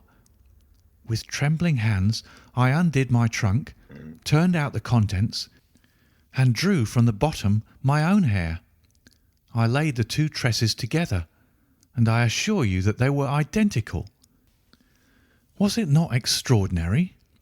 Puzzle as I would, I could make nothing at all of what it meant. I returned the strange hair to the drawer, and I said nothing of the matter to the Rucastles, as I felt that I had put myself in the wrong by opening a drawer which they had locked. I am naturally observant, as you may have remarked, Mr. Holmes, and I soon had a pretty good plan of the whole house in my head. There was one wing, however, which appeared not to be inhabited at all. A door which faced that which led into the quarters of the Tollers opened into this suite, but it was invariably locked. One day, however, as I ascended the stair, I met Mr. Rucastle coming out through this door, his keys in his hand, and a look on his face which made him a very different person to the round, jovial man to whom I was accustomed. His cheeks were red, his brow was all crinkled with anger, and the veins stood out at his temples with passion. He locked the door and hurried past me without a word or a look. This aroused my curiosity, so when I went out for a walk in the grounds with my charge, I strolled round to the side from which I could see the windows of this part of the house. There were 4 of them in a row, 3 of which were simply dirty, while the 4th was shuttered up. They were evidently all deserted. As I strolled up and down, glancing at them occasionally, Mr. Rucastle came out to me, looking as merry and jovial as ever. "Ah," said he, "you must not think me rude if I pass you without a word, my dear young lady. I was preoccupied with business matters." I assured him that I was not offended. "By the way," said I, "you seem to have quite a suite of spare rooms up there, and one of them has the shutters up." He looked surprised and, as it seemed to me, a little startled at my remark. "Photography is one of my hobbies," said he. "I have made my dark room up there. But, dear me, what an observant young lady we have come upon. Who would have believed it? Who would have ever believed it?" He spoke in a jesting tone, but there was no jest in his eyes as he looked at me. I read suspicion there and annoyance, but no jest. Well, Mr. Holmes, from the moment that I understood that there was something about that suite of rooms which I was not to know, I was all on fire to go over them. It was not mere curiosity, though I have my share of that. It was more a feeling of duty, a feeling that some good might come from my penetrating to this place. They talk of woman's instinct. Perhaps it was woman's instinct which gave me that feeling. At any rate, it was there, and I was keenly on the lookout for any chance to pass the forbidden door. It was only yesterday that the chance came.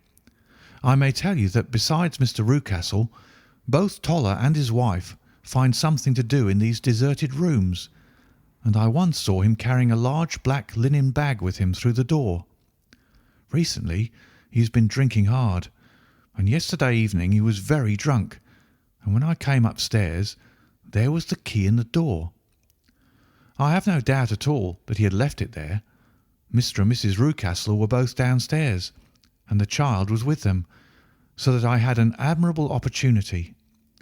I turned the key gently in the lock, opened the door, and slipped through. There was a little passage in front of me, unpapered and uncarpeted, which turned at a right angle at the farther end. Round this corner were 3 doors in a line, the first and third of which were open.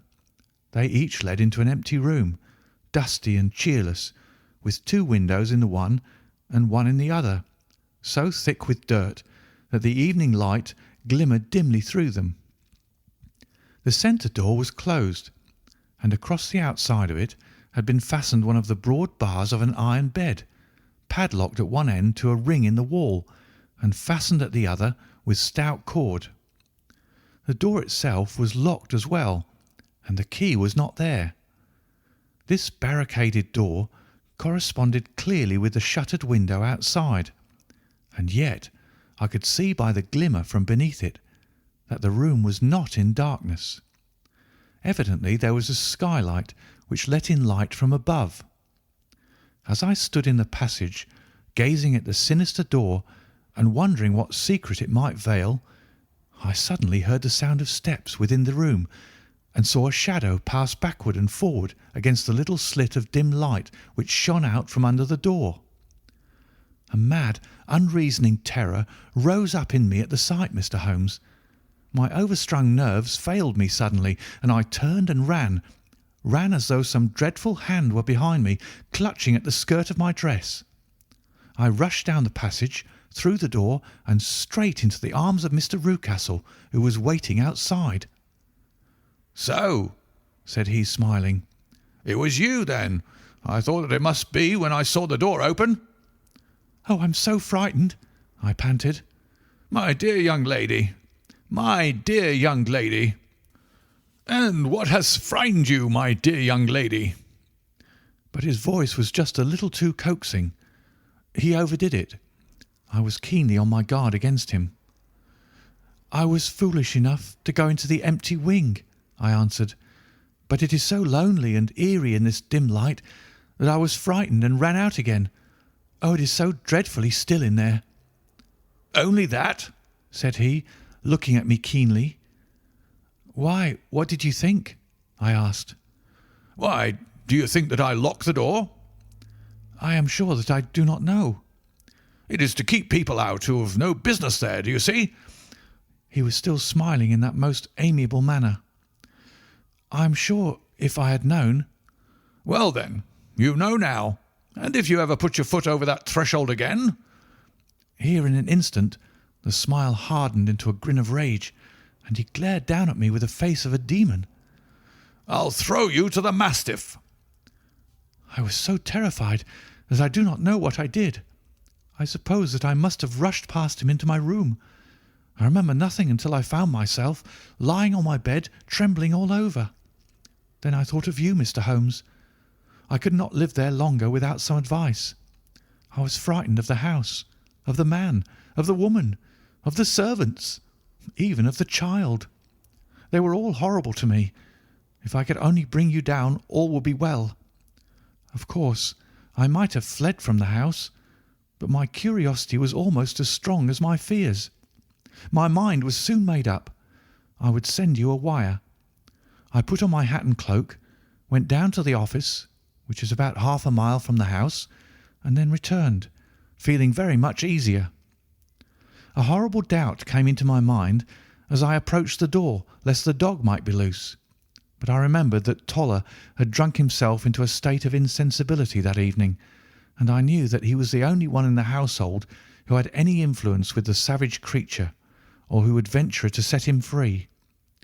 I slipped in safety, and lay awake half the night in my joy at the thought of seeing you. I had no difficulty in getting leave to come into Winchester this morning, but I must be back before 3 o'clock, for Mr. and Mrs. Rucastle are going on a visit, and will be away all the evening, so that I must look after the child. Now, I have told you all my adventures, Mr. Holmes, and I should be very glad if you could tell me what it all means, and above all, what I should do." Holmes and I had listened spellbound to this extraordinary story. My friend rose now and paced up and down the room, his hands in his pockets and an expression of the most profound gravity upon his face. "Is Toller still drunk?" he asked. "Yes. I heard his wife tell Mrs. Rucastle that she could do nothing with him." That is well. And the Rucastles go out tonight? Yes. Is there a cellar with a good strong lock? Yes, the wine cellar. You seem to me to have acted all through this matter like a very brave and sensible girl, Miss Hunter. Do you think that you could perform one more feat? I should not ask it of you if I did not think you quite an exceptional woman. I will try. What is it? We shall be at the Copper Beeches by 7 o'clock, my friend and I. The Rucastles will be gone by that time, and Toller will, we hope, be incapable. There only remains Mrs. Toller, who might give the alarm. If you could send her into the cellar on some errand, and then turn the key upon her, you would facilitate matters immensely. I will do it. Excellent. We shall then look thoroughly into the affair. Of course, there is only one feasible explanation. You have been brought there to personate someone, and the real person is imprisoned in this chamber. That is obvious.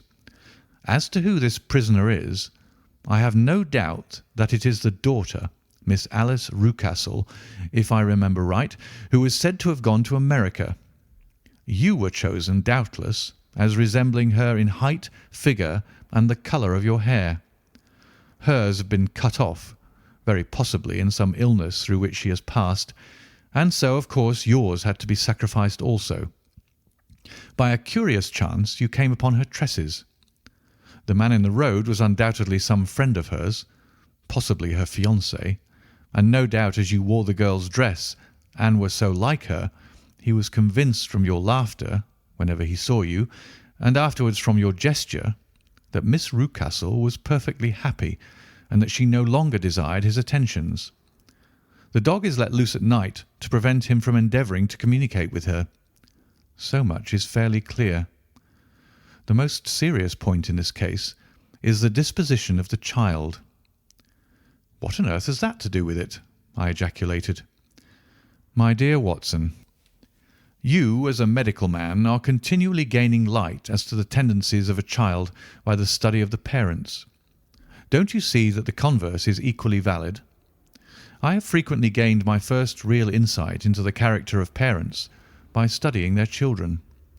This child's disposition is abnormally cruel, merely for cruelty's sake, and whether he derives this from his smiling father, as I should suspect, or from his mother, it bodes evil for the poor girl who is in their power. I am sure that you are right, Mr. Holmes, cried our client. 1,000 things come back to me which make me certain that you have hit it. Oh, let us lose not an instant in bringing help to this poor creature. We must be circumspect, for we are dealing with a very cunning man. We can do nothing until 7 o'clock. At that hour we shall be with you, and it will not be long before we solve the mystery.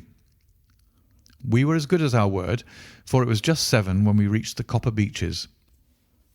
Having put up our trap at a wayside public house, the group of trees with their dark leaves shining like burnished metal in the light of the setting sun were sufficient to mark the house, even had Miss Hunter not been standing smiling on the doorstep. "Have you managed it?" asked Holmes. A loud thudding noise came from somewhere downstairs. "That is Mrs. Toller in the cellar," said she. "Her husband lies snoring on the kitchen rug. Here are his keys, which are the duplicates of Mr. Rucastle's." "You have done well indeed," cried Holmes with enthusiasm. "Now lead the way, and we shall soon see the end of this black business."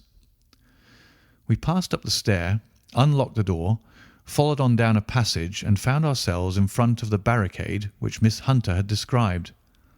Holmes cut the cord and removed the transverse bar. Then he tried the various keys in the lock, but without success. No sound came from within, and at the silence Holmes' face clouded over. "I trust that we are not too late," said he. "I think, Miss Hunter, that we had better go in without you. Now, Watson, put your shoulder to it, and we shall see whether we cannot make our way in."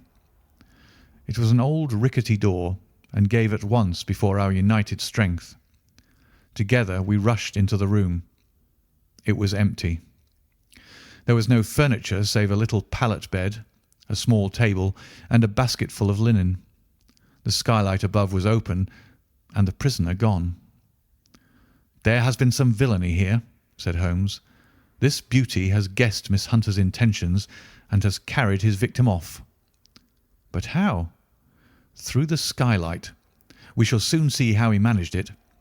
He swung himself up onto the roof. Ah, yes," he cried. "Here's the end of a long, light ladder against the eaves. That is how he did it." "But it is impossible," said Miss Hunter. "The ladder was not there when the Rucastles went away." "He has come back and done it. I tell you that he is a clever and dangerous man. I should not be very much surprised if this were he whose step I hear now upon the stair. I think, Watson, that it would be as well for you to have your pistol ready." The words were hardly out of his mouth before a man appeared at the door of the room, a very fat and burly man with a heavy stick in his hand. Miss Hunter screamed and shrunk against the wall at the sight of him, but Sherlock Holmes sprang forward and confronted him. "You villain," said he, "where's your daughter?" The fat man cast his eyes around and then up at the open skylight.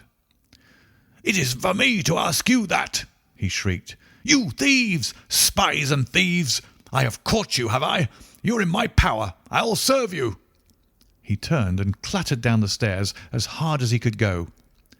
"He's gone for the dog," cried Miss Hunter. "I have my revolver," said I. "Better close the front door," cried Holmes, and we all rushed down the stairs together.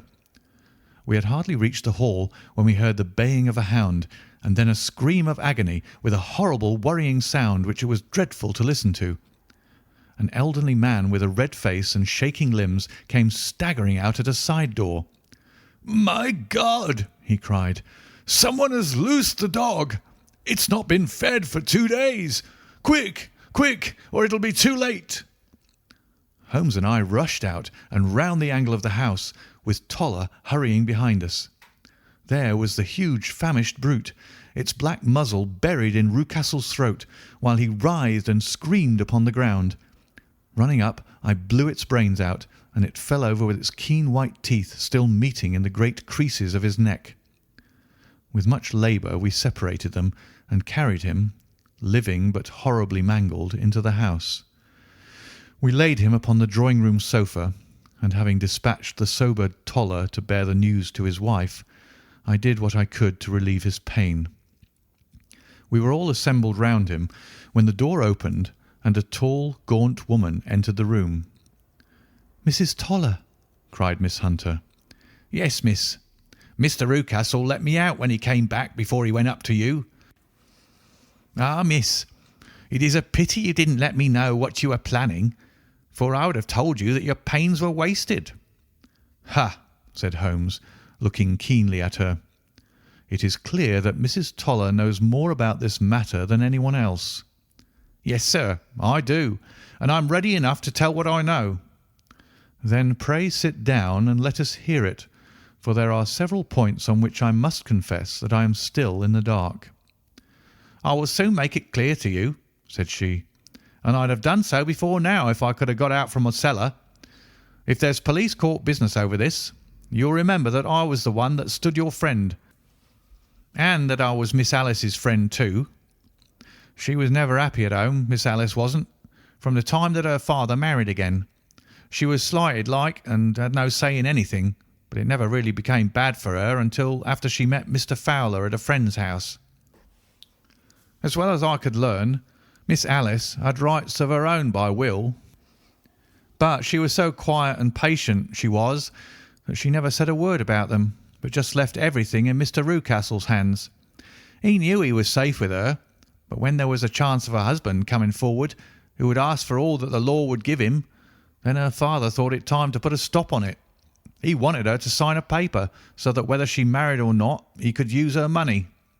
When she wouldn't do it, he kept on worrying her until she got brain fever, and for 6 weeks was at death's door.